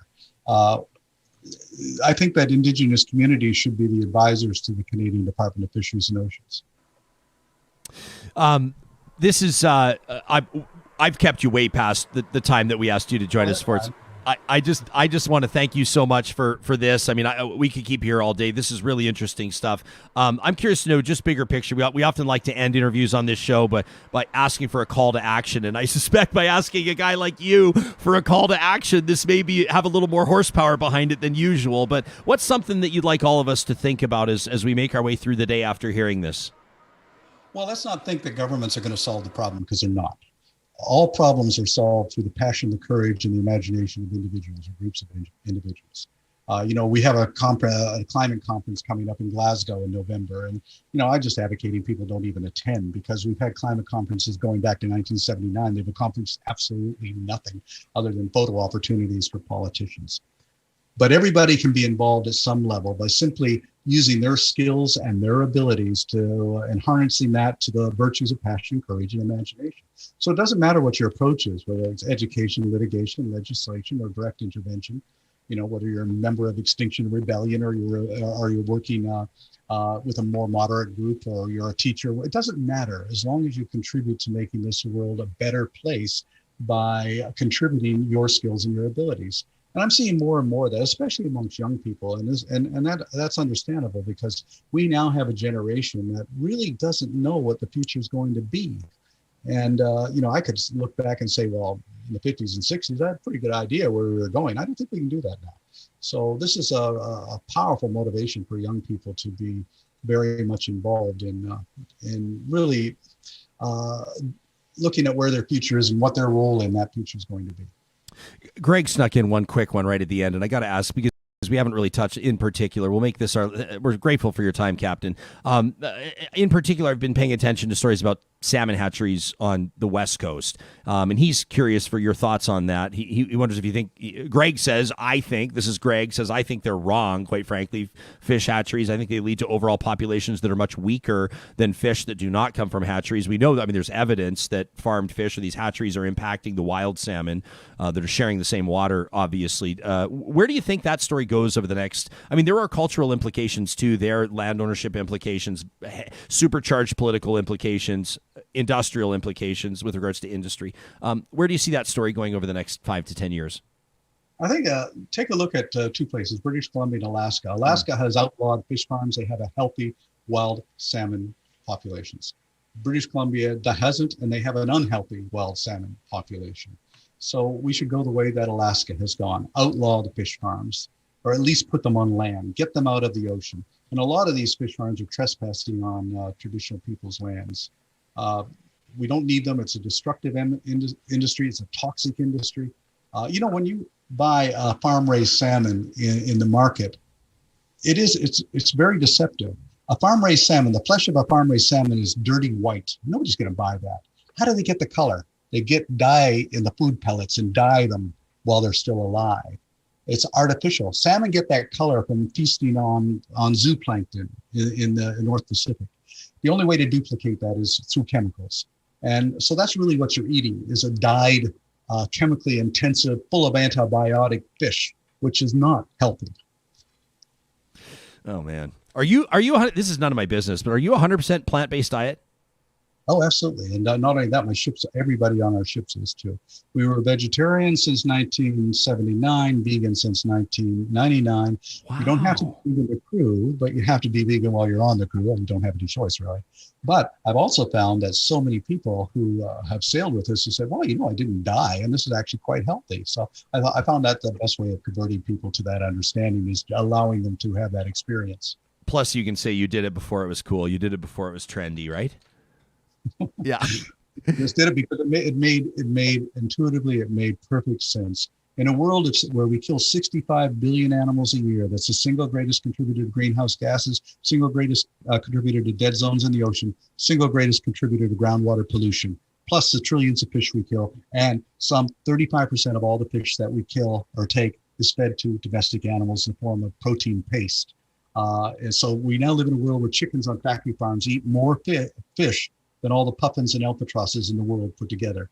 And cats eat more fish than all the world seals in the North Atlantic. 2.87 million tons of fish goes just to catfish, to cat food. So it's a world out of balance. It's a world that we have to restore. if we're going to survive. Captain, just a ton of respect for you and what you do. Really grateful for your time and your perspective here. Let's hold that. Let's give that book one more plug again. So this is just out. You just put this out. Yeah, yesterday actually. It's called Death of a Whale, and it's actually about the clash between Indigenous cultural whaling and environmentalism. It's a very difficult thing, but I'm very proud of the fact that we were consistent with our alliance with the elders of the Makah Nation when we were doing that. I don't want to send this message that we're anti-native, but which a lot of people think. But I felt at the time that it would be racist of us to not intervene against any illegal activity because the whalers happen to be Makah.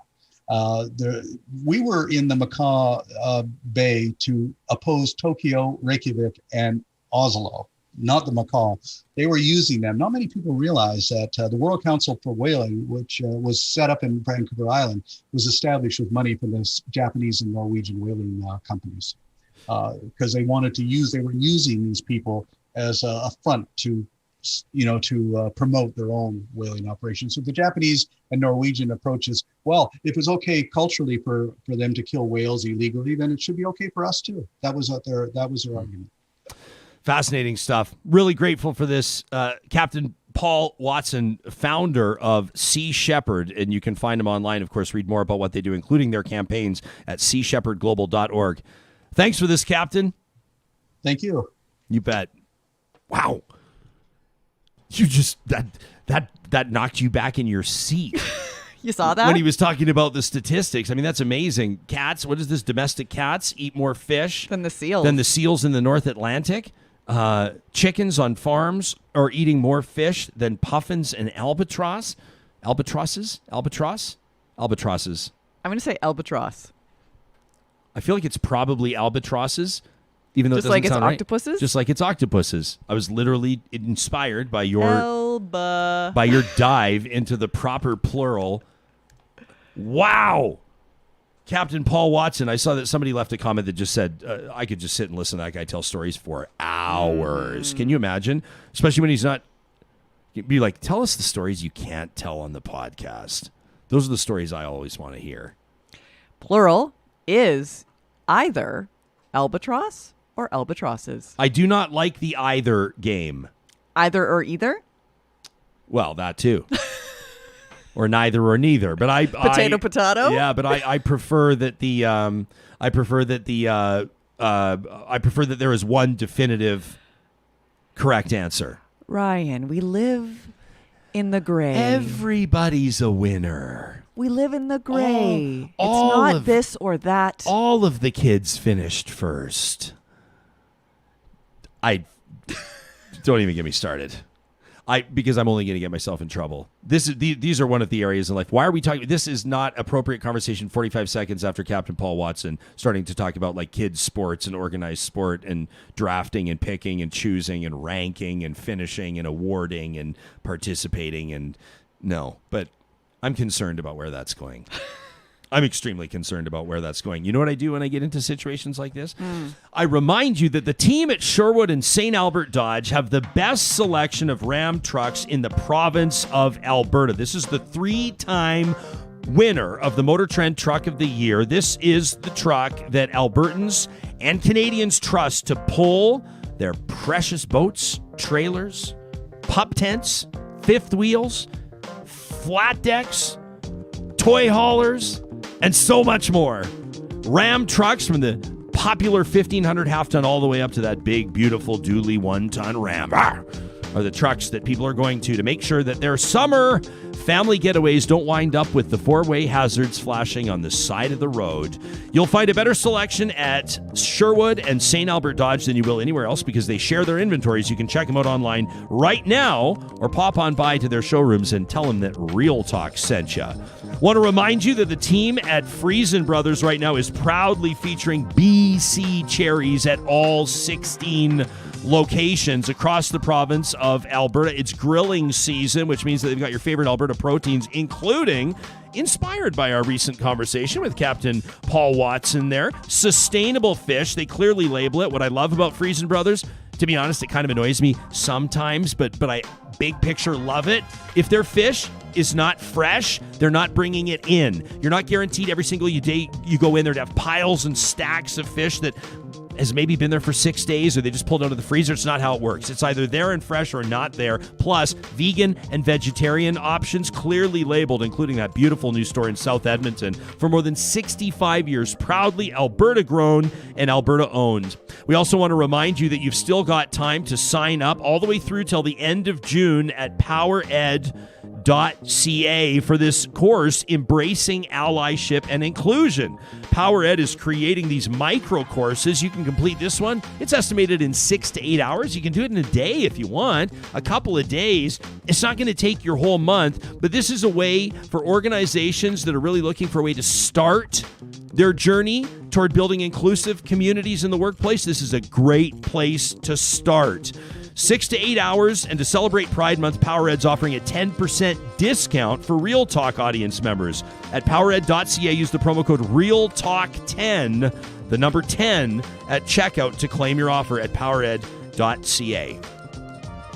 So this is kind of one of those shows where we're just going to roll in hot from one legend to another. This guy, born and raised in Tisdale, Saskatchewan, went on to become a multi-time Canadian Screen Award winner, the creator, the executive producer, the star of the Corner Gas franchise, a face that Canadians recognize from coast to coast to coast. What a thrill to welcome to Real Talk, the great Brent Butt. It's good to see you, my man.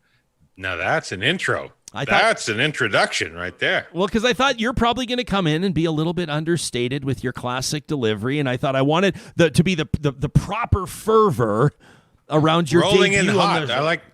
I like that. You said rolling in hot. That's going to be my personal mantra from now on. I'm going to put that on a T-shirt. I'm rolling in hot. I like that.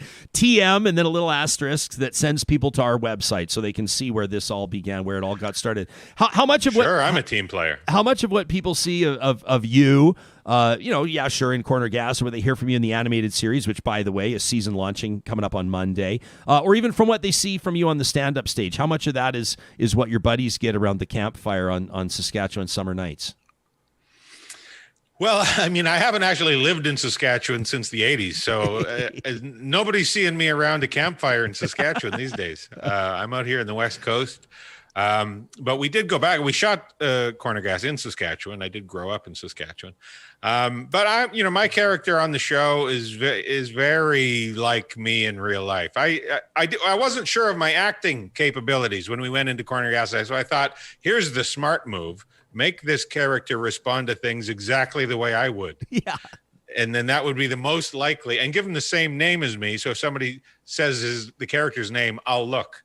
This is all savvy thinking on my part. Yeah, well, it paved the way for Corner Gas to become certainly an institution in the country. And we were talking. You've got a big fan here, the technical producer of this show. It stacks you up among the all-time greats when it comes to Canadian television series. I promised the audience I'd get a little bit tacky, and I would ask you for numbers, and we'd ask you to get into it by parameters, or by mile markers like revenue or seasons or episodes or whatever you would use. Where does Corner Gas stack up when it comes to all-time Canadian series? I'll put it this way. There's only one time. Corner Gas is the only show in the history of recorded television where the number one comedy on Canadian TV was from Canada. It's the only time it's happened. Wow. So our finale, our final season of live action, is still the highest watched scripted program in Canadian TV history. That's incredible. Yeah. That's the only one you have to. That's the only thing you ever have to say to anybody. Yeah, I mean, I particularly I take great pride in the notion of being the number one comedy, because when I was a little kid growing up, in rural Saskatchewan, I had 2 channels, and you didn't see a lot of Canadian shows. And for us, and then as a stand-up going into it, I always heard people say, well, we can't do sitcoms in Canada. We don't do them. And so to walk away from Corner Gas with it being the only time that the number one comedy in Canada was from Canada is something I'll always be very, very proud of. If I do nothing else, I'll sit around with a smile on my puss just because of that. Why do you think that Canadians connected with it so? I mean, do you think people just did they see themselves in the show? Did they see their small communities in the show? I think so. I mean, there's a universality to it. The characters are really kind of archetypal. That was the starting point of these characters. You know, everybody knows a cranky old man, a fish out of water, somebody, you know, in an environment they're not from normally. Everybody has that dopey buddy they're not sure why they're friends with, but they still love him. You know, these characters people can respond to on I think a primordial level. But then beyond that, these actors that we cast in the role brought so much life, and there's an intangible chemistry between them. There's one of those things you always hope for, but you can't sit down and just pick. We managed to find it. These actors brought something to the show, some magic, some sorcery that you know, as a producer and a creator, you pray you find one day, and we found it with these group, and the writers and the crew and everybody. It's such one of the things that, you know, I love about TV and film is coming from the world of stand-up, where you are solely responsible for everything, and you do it in the moment, and you live or die by what you say, and it happens right now, and it's immediate. To go into TV and film, which is such a team sport, it's so collaborative, and you get to tap into the talents and contributions of, you know, hundreds of people every week. I really loved that. Why was it important for you to shoot in Saskatchewan? I mean, you could have done it from a set anywhere. Well, you can't fake that horizon. You can't fake that line. You would have had to just get some plywood and paint blue and a perfect straight line and then yellow underneath. You just can't fake it. And also, I was aware that you know, Saskatchewan at the time had fantastic crews. They had an amazing TV and film crew. They had the sound stage, which was for my money the second best sound stage in the entire country. Sadly, they decided to make it. I don't even know what it is now. Is anything going on at the soundstage in Regina? I don't know. Anyway, it was the best facility in the country, basically, top or second best facility in the country. So we knew that we could do it. It was a show about Saskatchewan. I thought there would be an authenticity to it if we did it there. And it's something I thought I was going to have to fight for. I went in and said to the network, I want this to be shot in Saskatchewan. They were like, yeah, so do we. And I was ready with all my arguments.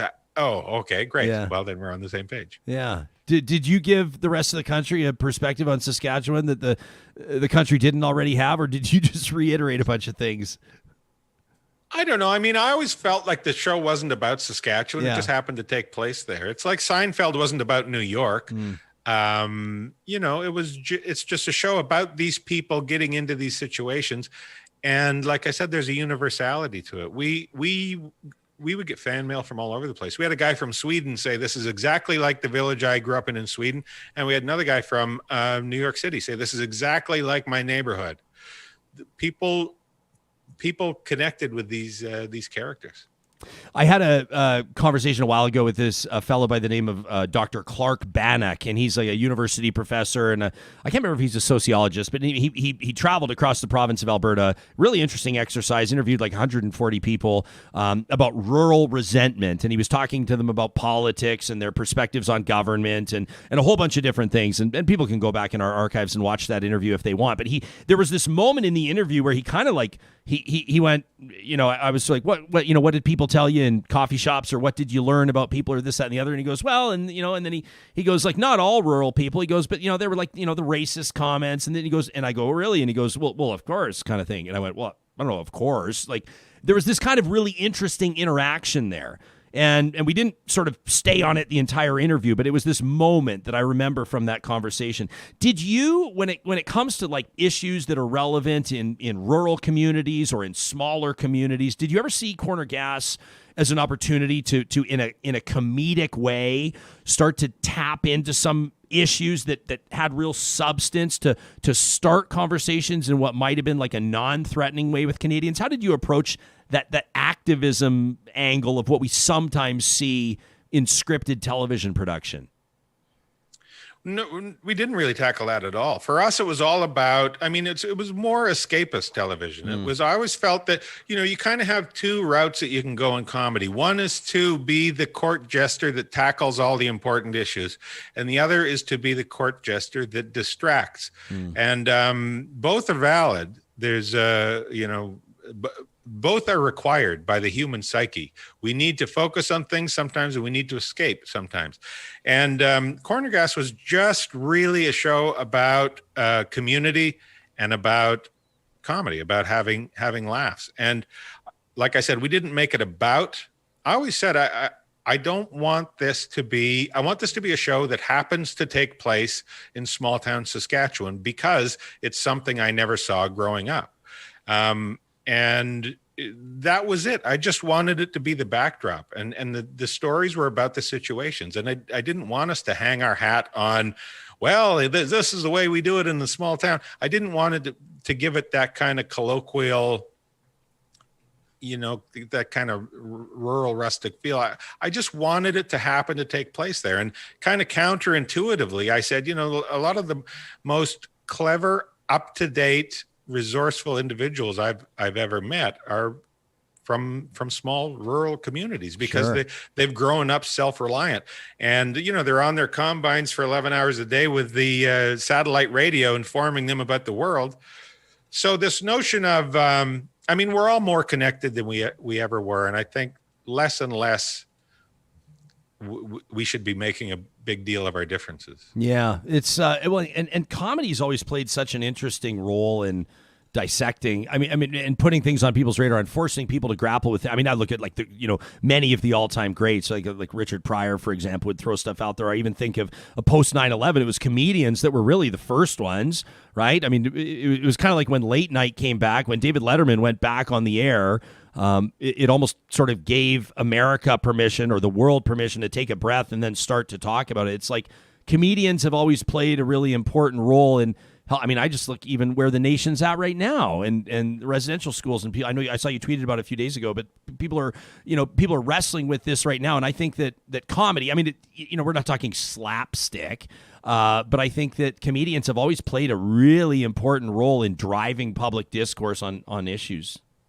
Well, slapstick itself, it shouldn't be discounted in terms of that, because it was always one of the ways to couch. To couch cynicism and couch satire in something broad that would get a bigger audience, and it's not until people you can hide things, you can hide messages in broad comedy. Sometimes when people make messages in their comedy, they forget about the comedy part. Sometimes it can get a little preachy, and the sweet spot is when you can kind of do both. It's a very tricky thing to do, though. But yeah, the best of the best are able to do it. Richard Pryor, like you said, but he was also, he came from a scenario and a situation where it's something that he had to talk about and something that he lived. Comedy at its essence, there has to be some authenticity to it, and if you're speaking from your experiences, that's when comedy is at its best. Yeah, no kidding. You'd be on, probably the Mount Rushmore when it comes to, Canadian television series and people that have achieved great success internationally, as well as at home. There's been really interesting conversations about what the future of Canadian film and television looks like. And of course, everything seems to be these days in the context of post-pandemic recovery and what that could mean. And could there be an infusion of investment, and could filmmakers be coming north, and could this provide opportunities for Canadian talented crews like you've recognized that haven't had as much work as they were accustomed to, for young creators that would be coming up right now and would be very interested in your assessment. What do you think the future of Canadian television, Canadian film looks like? Is it healthy? Is it moving in the right direction? I think so. I mean, compared to here's the issue. I don't know where television and film production as a business globally is going now. This is a very weird time right now. The industry has been kind of the same for about 70 years. There was a certain business model, and that's the way it went. And you could see down the road and predict the future in some regard, in terms of the business anyway. And now we're in a real sense of upheaval right now. Broadcast television does not have the impact it used to have. Streaming service has changed everything. Technology has allowed people to watch big blockbuster movies from home on a 60 or 70-inch TV with hi-fi surround sound. So everything is changed, and I'd be talking through my hat if I was to sit here and say, here's what the future holds for the industry. I don't try to predict it. Nobody, you would have to be a smarter person than me to be able to figure that out. But I can tell you this, content is always going to be important. Stories are, for whatever reason, whatever psychological, biological reason, stories are inherently important to humans. And I don't know if other species tell stories in their own way or not, but I know humans, it's one of our first things. It's one of the first things that connects us. And it seems to me that, from caveman, sitting around the fire telling about their hunt, through Shakespeare, through the birth of vaudeville, through TV and film and books. I mean, stories are just important. So for any young creators out there, just focus on the story, focus on creating something that is engaging and connects with people. And however it shakes out, industry platform wise, that'll take care of itself. Focus on the content and don't try to write to the market. Don't try to write to the market. That's huge right there. Well, I think it's one of the reasons that Corner Gas was successful is we went into it thinking, well, nobody's going to watch, so let's just make the show that we really like, because we're going to do these 13 episodes, 11 people will watch it, and we'll walk away. So there's an authenticity that I think audiences sensed. They can tell when they're being sold, and we weren't selling them anything. Imagine how annoying that must have been for you to think that you were off the hook after 13 episodes, but you still had to go on for a big 6-season run, a feature film, and then an animated series that rolled out as well. So 6 Canadian Screen Awards just for the animated version alone in the last 3 years. I should mention the final season starts Monday. That's this coming up, July 5th at 9 p.m. Mountain. People can find it on the CTV Comedy Channel. How different is it? The animated thing must provide some really neat opportunities from the creative perspective on doing it a little bit different. What were some of the biggest similarities and differences? How did you approach it differently? Well, that really is the situation, is finding that balance of similarity, familiarity, and then doing something different. Yeah. One of the saving graces of the show was that in the live action, we had kind of built in these fantasy sequences where we could pop into somebody's head and see what they were thinking. And it allowed us to do some wilder things without fracturing our reality. And so that was kind of a built-in part of the live action show. So when we went to animated, we just looked at it as, well, here's a device that already exists, but we can take it a little farther. We can do things that we were never able to do in live action. And so we've had a lot of fun with that. We've seen a Sasquatch fight a unicorn. We've seen Corner Gas get transplanted into a post-apocalyptic future. We've seen things that we've been able to do things that we could never have done in live action, but keep our familiar world the same and give people what they like about these characters in this place. Very cool stuff. You should see our live chat right now. It's Brenda's. She says it's really too bad they didn't leave Corner Gas. I mean, I guess we're talking ultimately about Dog River in particular as a tourist spot. She says, and open a Ruby's Cafe, which would actually probably get slammed with traffic if you think about it. Yeah. Was that something that, I mean, you could probably create an entire little hamlet. Just like it would become like, that would be one of Saskatchewan's hottest tourist spots without a doubt. Yeah, it's just the type of thing you really have to focus on. And my attention, has always been telling stories, doing stand-up, getting out on the road, doing shows. I don't want to kind of have this side hustle where I'm running a tourist destination. No, you just license it. People were always like, people always say, why'd you tear down the gas station? I always say, well, it wasn't the gas station. It wasn't the gas station. It looked like a gas station, but it was a very wobbly set. Yeah. That had to, and it's basically that land that we rented. We didn't own that land. We rented that land where we built the set for the gas station and coffee shop. That was kind of a bog. And every year we would have to go in and kind of jack it up and try and shore the base of it. And it was always it's not the type of thing that could stand. You would have had to, if you wanted to do something like that, you'd have to buy that property. You'd have to build an actual building. Yeah. And that's just not where I feel my talents lie. What are you doing these days, Brent? Well, I'm building an actual gas station. Yeah, no, I don't know about that. Craig is watching. He says Chicago loves corner gas. He says, we went to a couple of Cubs games when we were down there, and when people heard I was from Canada, the first thing they brought up was corner gas. Is there something going on in Chicago? Well, the first time that we were broadcast in the States, it's kind of funny because the WGN Superstation, WGN is based in Chicago. Yeah. And I went down, I threw out the first pitch at a Cubs game, and it was all amazing and fantastic.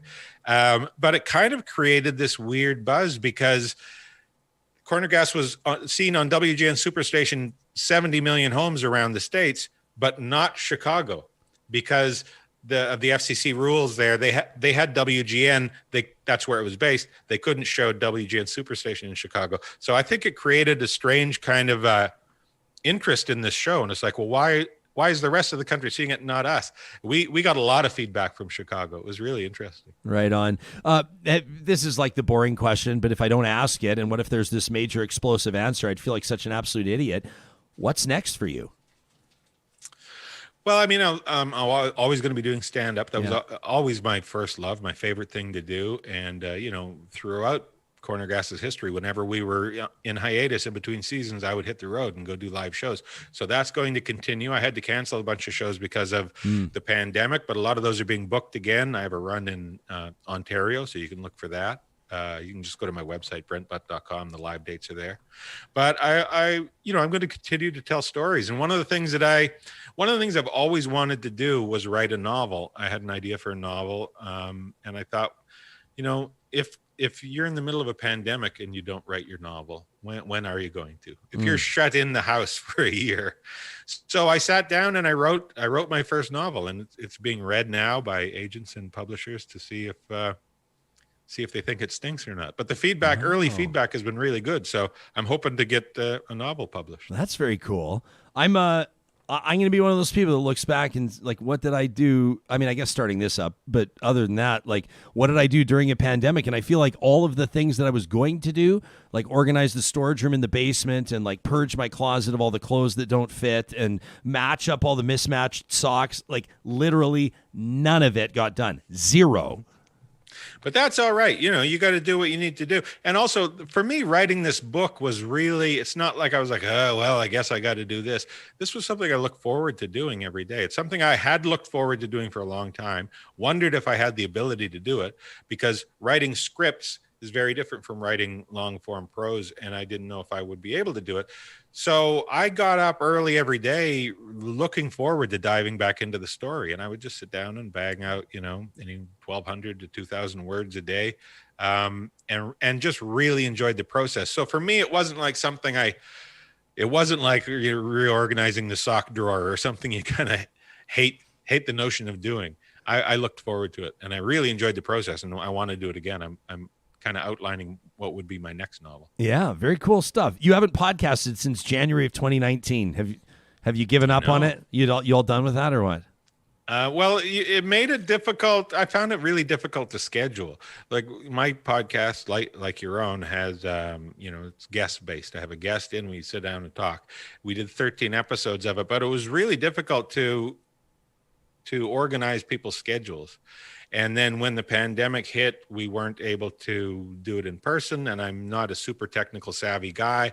So it just kind of fell by the wayside. Plus, when you're producing a network television show, it really takes a lot of your attention. And so, I shot a video on my YouTube channel about the stupidity of starting a YouTube channel and a podcast while producing a network television show, because there's only so many hours in a day and I only have so much energy. And so it kind of fell by the wayside, but I do like the idea of doing more episodes of the Butt Pod. And people can go check out early episodes, and I'd like to start doing some more. Brent Butt is the creator, executive producer, star, of course, of the Corner Gas franchise, in addition to all of his other work, and soon to be published novelist. Corner Gas Animated is CTV Comedy Channel's most watched original series. As mentioned, 6 Canadian Screen Awards in the last 3 years. The final season rolls Monday, July 5th at 9 p.m. Mountain, 11 Eastern on CTV Comedy Channel. Brent Butt, it's been amazing having you on the show. Thanks for taking time to talk to us. Oh, it was my pleasure. I enjoyed our chat. You bet. Real Talkers, if you know somebody that would love to hear Brent Butt here on your favorite podcast on Real Talk, make sure you share it. If you loved what you just heard, smash that like button.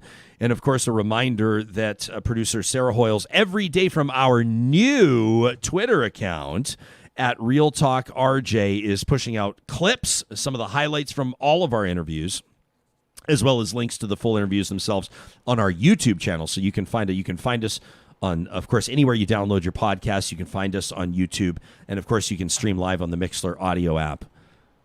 What's shaking? I just see you giggling through the plexiglass. What's going on?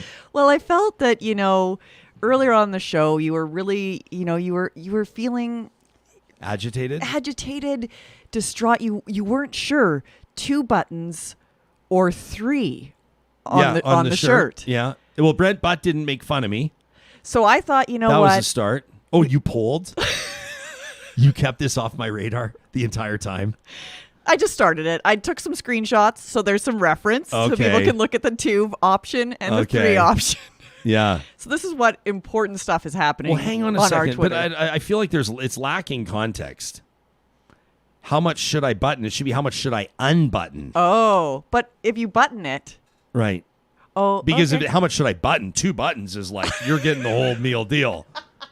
Too late now. The poll is up and running. I saw a guy. I feel like I love the initiative. I feel like it requires more context. So you're saying, hang on, what's the 2 button? Is the 2 button undone or more done up? Oh boy, Right? I felt that Oh boy, this poll is, flawed. But it is. If I'm you, unscientific. I'm pulling this poll down. If I'm you, no, I'm just joking. We need more clarification. I'm just grateful that I trimmed the. I'm just grateful that I did the proper manscaping. I'm grateful that it's properly trimmed, not spilling out. That's a whole different. That's a different animal. I will disagree. If I wanted to right now, I could. Whoa, Nelly! Right? Oh, you would like to have you'd be more of a preference of the shirt that's like, "What's up, everybody?" This guy on the patio. Exactly. Precise. Yeah, exactly. You kind of okay. This is what's his ticket with the big mustache? Lanny McDonald, Freddie Mercury. Ooh. David Crosby. No, Magnum PI. Oh, Tom Selleck. Yeah. I mean, yeah. I feel like, guys, don't worry about it. Don't worry about it. Here's the thing. Like, if I'm walking out of the house, this is so fucked. Like, this is like 30 seconds after we just had Brent Butt on the show. We're not talking about, hey, where does is Brent Butt really on the Mount Rushmore of Canadian content? These types of, no, we're talking about Tom Selleck's chest hair within 30 seconds of the interview, which is why people subscribe to Real Talk. That's why sure, we take on issues of the day and have uncomfortable conversations and impact change in our communities. But if I were to leave the house dressed in such a way, and by the way, not to mention, I would require a red Ferrari Testarossa as well, which would be perhaps a tough sell right now within the family. Trying to just sneak that into the family budget. What's this $6,500 a month? I'm sorry, I can't hear you over the roar of my rear-mounted engine. Okay. But if I were to walk out in the short shorts, mm-hmm. and the shirt, undone to a great, and the hair, and my wife were to say, "Hey, babe, just sort of what's going on here?" And I were to say, Tom Selleck, or Burt Reynolds, as Nick mentions on the live chat. Yeah. How did short shorts become part of this outfit? Well, Tom Selleck. Oh, okay, yeah. Yeah. I mean, that's what, if not short shorts, it's stash, short shorts, chest hair. I can do without the stash. I'm sorry. So now we're getting I'm getting picky. nitpicky. Okay. We're getting picky. So you want the overgrown, spilling out of above the top button chest hair, but clean shaven face, please. No, there can be some stubble. Okay. Well, there can be some. Yeah. See, times have changed, right? Although I'm noticing more and more fellas are making their way back to the to the mustache. Yeah, mustaches. But not ironically. Or maybe it is ironic, but like I've got a buddy who wears a mustache full time and looks debonair. Like I don't even want to say his name because he'll never. I'm going to deny him this compliment. He probably thinks I'm talking about him. You know, he's so vain. He probably thinks this song is about him. Yeah. But it is. But he is pulling off a Clark Gable look, and very well. And as a matter of fact, I personally, as a close friend of his, would be devastated were he to shave his mustache because it looks great. You know, my dad's always carried a mustache, and it's like, it's just like, it's him. Some guys just carry it. And then other guys, the other community of guys wearing mustaches are like, this is for Movember to raise money for prostate cancer. I'm growing it because it looks so horrible that people are going to give me $100 to promise to shave it off at the end of the month. So there's kind of the two camps. There's the guys that can pull it off and the guys that cannot. So for you, can you not do a mustache because that's your dad's thing? No, I can pull off a pretty spectacular mo if I so choose. It's just not my thing. Fair enough. Yeah, fair enough. it's just not my thing. I've been rocking the 5 o'clock shadow for about 15 years now, and it's although people now are kind of like, gosh, when they see me, they haven't seen me for a while. They're studying my face, like it's like they're looking for like flaws in something, like they're like buying granite for their new counter, and they just want to see if there's like, gosh, there's a lot of gray in there. There's a lot of gray in there, so I'm having to really take it tighter and tighter and tighter to maintain the perception or the presentation of youthful exuberance. You know what I'm saying? You remember what we do in situations like this? We remind people that the team at Grand Dog Essentials is delivering quality raw food weekly, door to door. From their facility where their team of nutritionists are putting this stuff together. You know every single ingredient. There's no weird additives like Captain Paul Watson was talking about. Quality raw food is the game at Grand Dog Essentials. And depending on your delivery schedule, when do you get it for Ranger? Every 2 weeks or something like that? I get a big old box. You do once a month? I get once a month, and it's coming on Wednesday. But it's like, it's customized. Yeah. You know when it's coming every single day. Same as us. There's the delivery schedule. You set it with, the delivery days, and you let them know what works. Calgary, Edmonton, Red Deer area, Central Alberta. 10% off your first order if you use the promo code REALTALK. But give them a call or send them an email if you want to talk to them specifics. Like, my dog has kind of like these weird kind of guts when we're trying to figure it out. Their team has solved problems for us. And these are family members we're talking about. Moses and Monroe and Ranger, Sarah's pup. Again, granddog.ca is where you'll find Grand Dog Essentials quality raw food. Also want to remind you that Campers Village has their sale going on right now. This is a great one at campers-village.com. Their summer sale, as you can see, up to 40% off on a ton of different outdoor gear. It runs all the way through till July 11th. But that doesn't mean they're not going to sell out.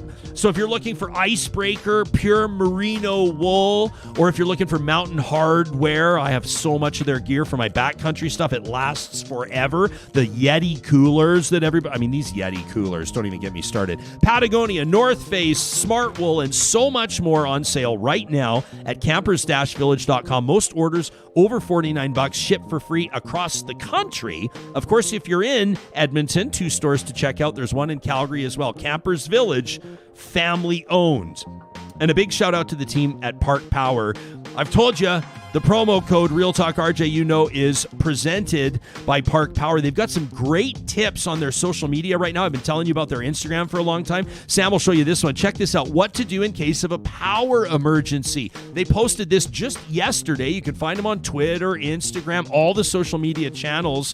What you need to know about these extreme conditions, the heat we're experiencing right now, and the implications of things like rolling blackouts. Park Power is big on the education side. You can learn more at parkpower.ca, and of course, that's where you'll find an opportunity to save $70 off your first bill with the promo code 2021-REALTALK at parkpower.ca.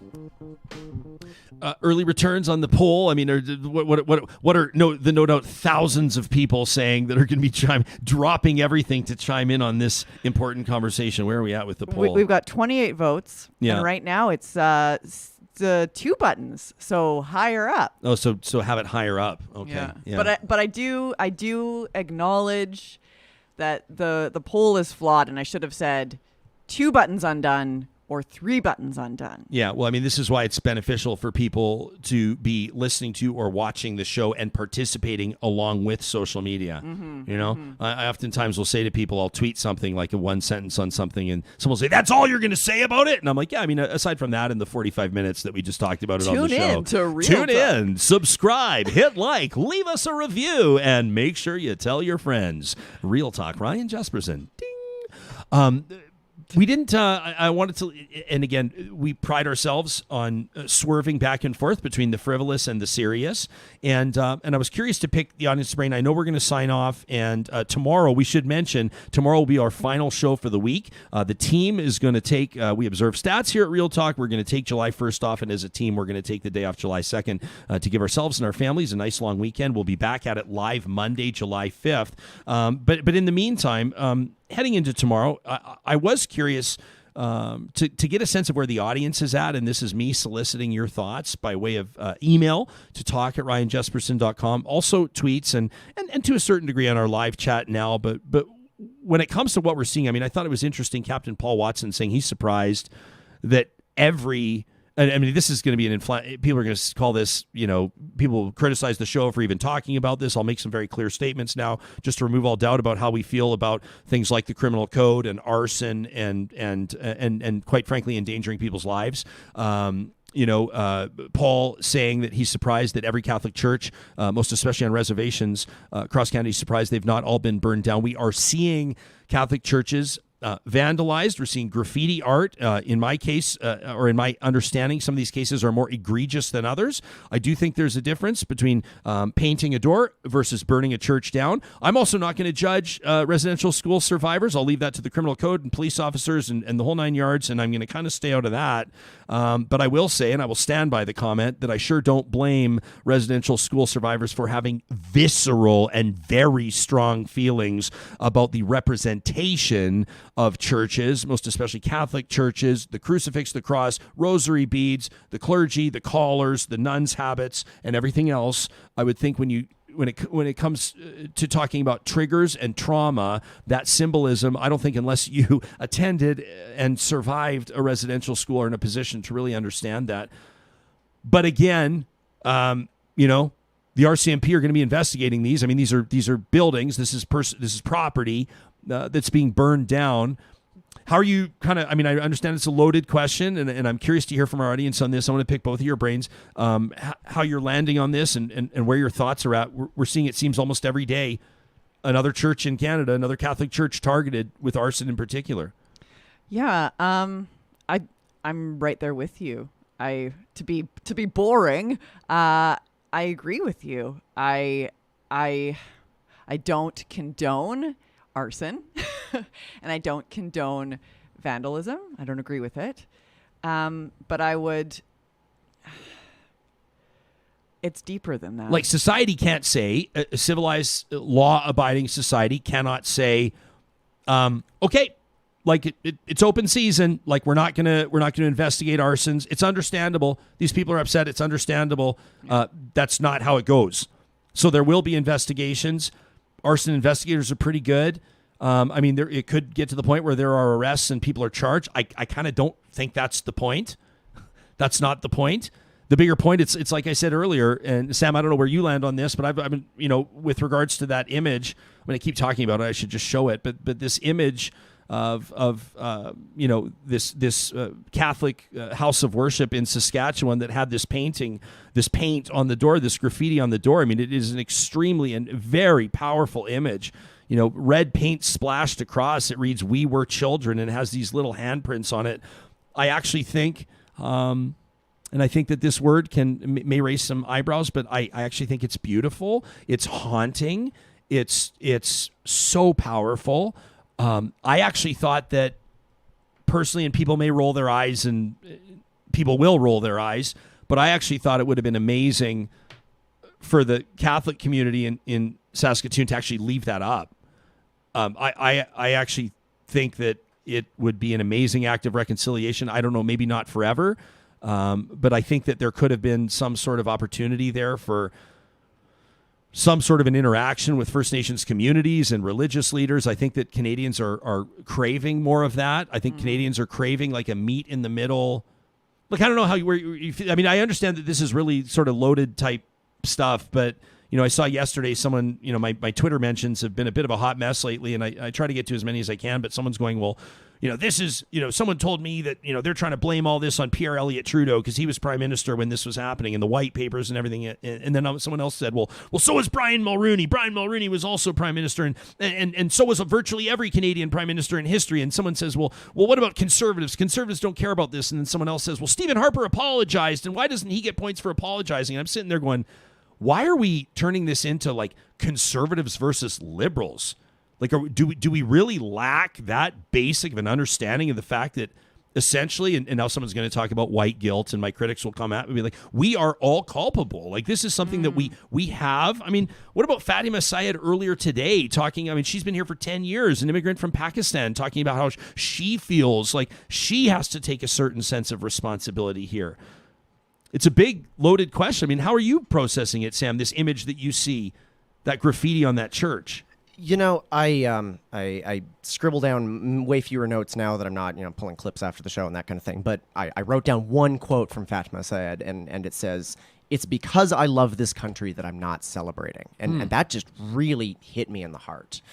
And so when I think about, churches being torched, and I think about red paint on statues and toppled, that kind of stuff, and like, in my head, I actually think the paint sends a clearer message. You can write things with paint. You can put messages in paint. You can leave it up. You can photograph it. You can take the statues down and display them in context in a museum still covered in paint. So I think that, situations like this give us some very clear moments to have touch points where we learn from our history. These photos need to be in textbooks. These photos need to be in museums. These photos should be displayed at the church if they take the graffiti off. I think that's that would be a more powerful act of reconciliation than a church burning down and being rebuilt and forgotten about. I understand what I don't understand, actually. I can't possibly understand, but the fury and the trauma and what people are, how people are having it's like this, I don't know how to put it. I feel like the power of these children is, the nation is feeling it. Like there have been these editorial cartoons. The editorial cartoonists in my mind are some of the most skilled storytellers in human history. It goes back to probably writing on, cave walls and these types of things, but the ability to take an image and have one image just say so much.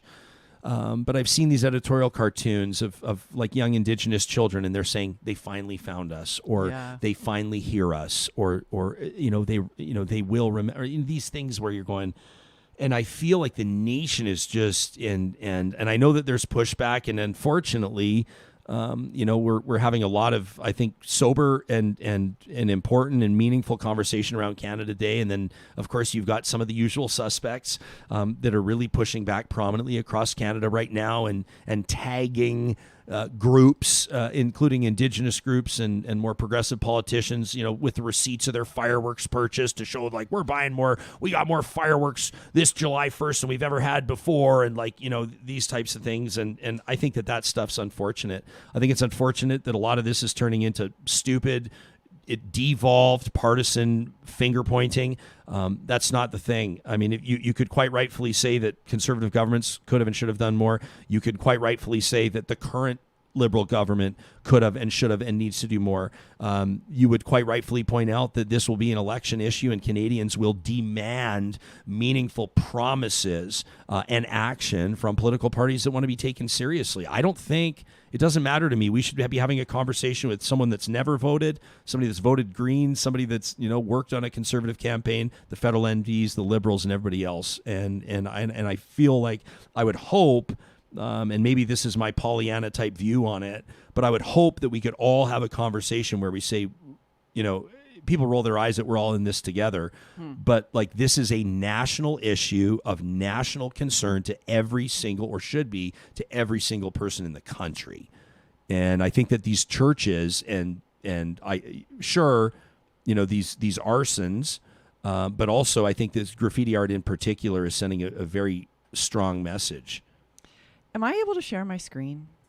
Yeah, I think Sam has it set up so you can. I just want to show this. This is one of the political art that I was looking at. It says there's a church, and then underground there's hundreds, numerous, just.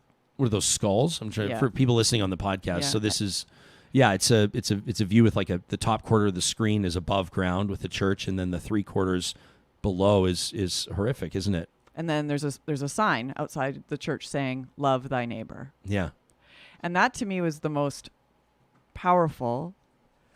But it's really interesting because I think it's an exploration of what we find important.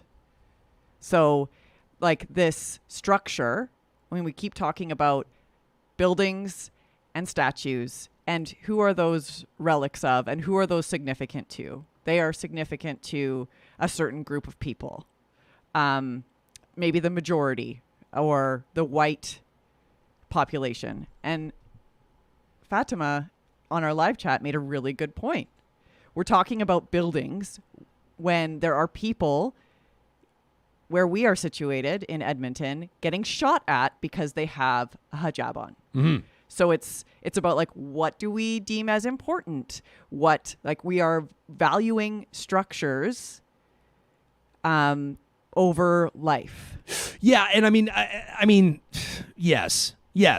I mean, yes, well, not but. I mean, I don't know if, valuing structures over life. I mean, it's the same sort of a thing. I mean, you can't just go burn buildings down. You can't just go burn churches down. You can't destroy people's personal property. I get it. But also, like, acts of civil disobedience occurred. This is not a green light on arson. It's not justification for it. But, I mean, Paul Watson, even coming on today, goes, they burned the totem poles.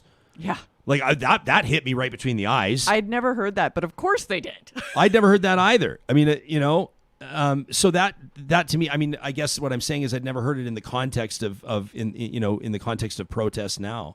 So, and I don't believe in, like, you did it so I get to do it. Like, I don't believe we're not eye for eye. Yeah.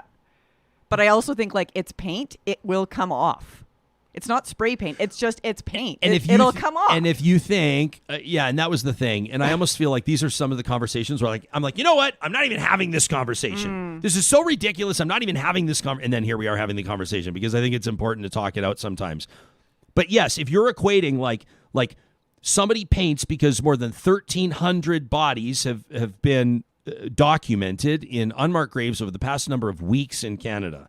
And the nation is in mourning, and flags are at half staff across the country right now. And there is a major tectonic shift in national attitude. The nation is grieving collectively. I mean, I'm trying to paint if you don't quite get what's going on right now, look all around you anywhere, and you see what's happening. And then if your response is to say, well, I guess according to Ryan Jesperson, vandalism's okay. Like, are you that simple? Are you that simple that in the context of all of this, what you pull from all of this is that's vandalism, and now someone's going to have to go get turpentine, and someone's going to have to get paint and scrub, and someone's going to have to take an hour to, like, first of all, and I don't take this for granted anymore because I know it's more difficult for some people than we realize, but the ability to read the room is a highly underrated ability.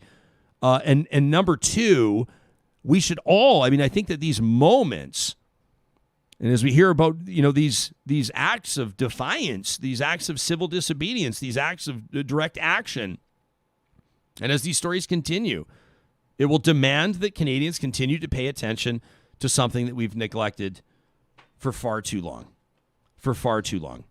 The team at Local Waste presents Trash Talk. We want to give you a heads up that Trash Talk is coming up early. As a matter of fact, tomorrow, as we wrap up our broadcast week at the end of Wednesday's show, you can send in your gripes, your rants to talk@ryanjesperson.com. The quicker, the punchier, the better. We'd love to get to several tomorrow. The team at Local Waste has integrity and no BS as core values. That's why they love to take a look at the current contract you're in with whoever your waste management provider is. They'll tell you not only how they can do better, but they'll also commit their resources to getting you out of a bad contract. That's right. That's how they roll at Local Waste. You can learn more at localwaste.ca. Our friends at the Dairy Queens of Northwest Edmonton and Sherwood Park, that's Nemeo, Palisades, Westmount, Newcastle, Baseline Road, and Y Gardens, want you to know that 2 cheeseburgers right now up for grabs for $5. These are those famous DQ burgers. You want to make them doubles? Go ahead. 2 double cheeseburgers, $7 at Dairy Queens of Northwest Edmonton and Sherwood Park. I was hearing rumors about new Blizzard flavors. Did I hear about a Kit Kat? Well, I don't know about a Kit Kat, and I have not checked with this. This is actually totally irresponsible what I'm doing right now because I've not yet checked with the teams at the Dairy Queens of Northwest Edmonton and Sherwood Park. However, I have it on good authority that they have Girl Guide cookie flavor Blizzards now. Have you heard this? Everyone heard this? Oh yes, these exist. This is news to me. And so I'm thinking that on one of these 35 degrees Celsius days, for our friends tuning in, stateside, we're talking like 105 or over 100 anyway. What better place to visit than Dairy Queen? Tomorrow's show is going to be a good one. As mentioned, Sarah's got a great lineup in store. We're going to be, we're going to get back. I mean, this talk about death doulas. You remember this? We got into it. We've tracked one down. It's going to be an amazing conversation. What an interesting profession. It's more of a calling than anything else. That's just part of the show. Plus more to come. We'll talk to you then. Make it a great day.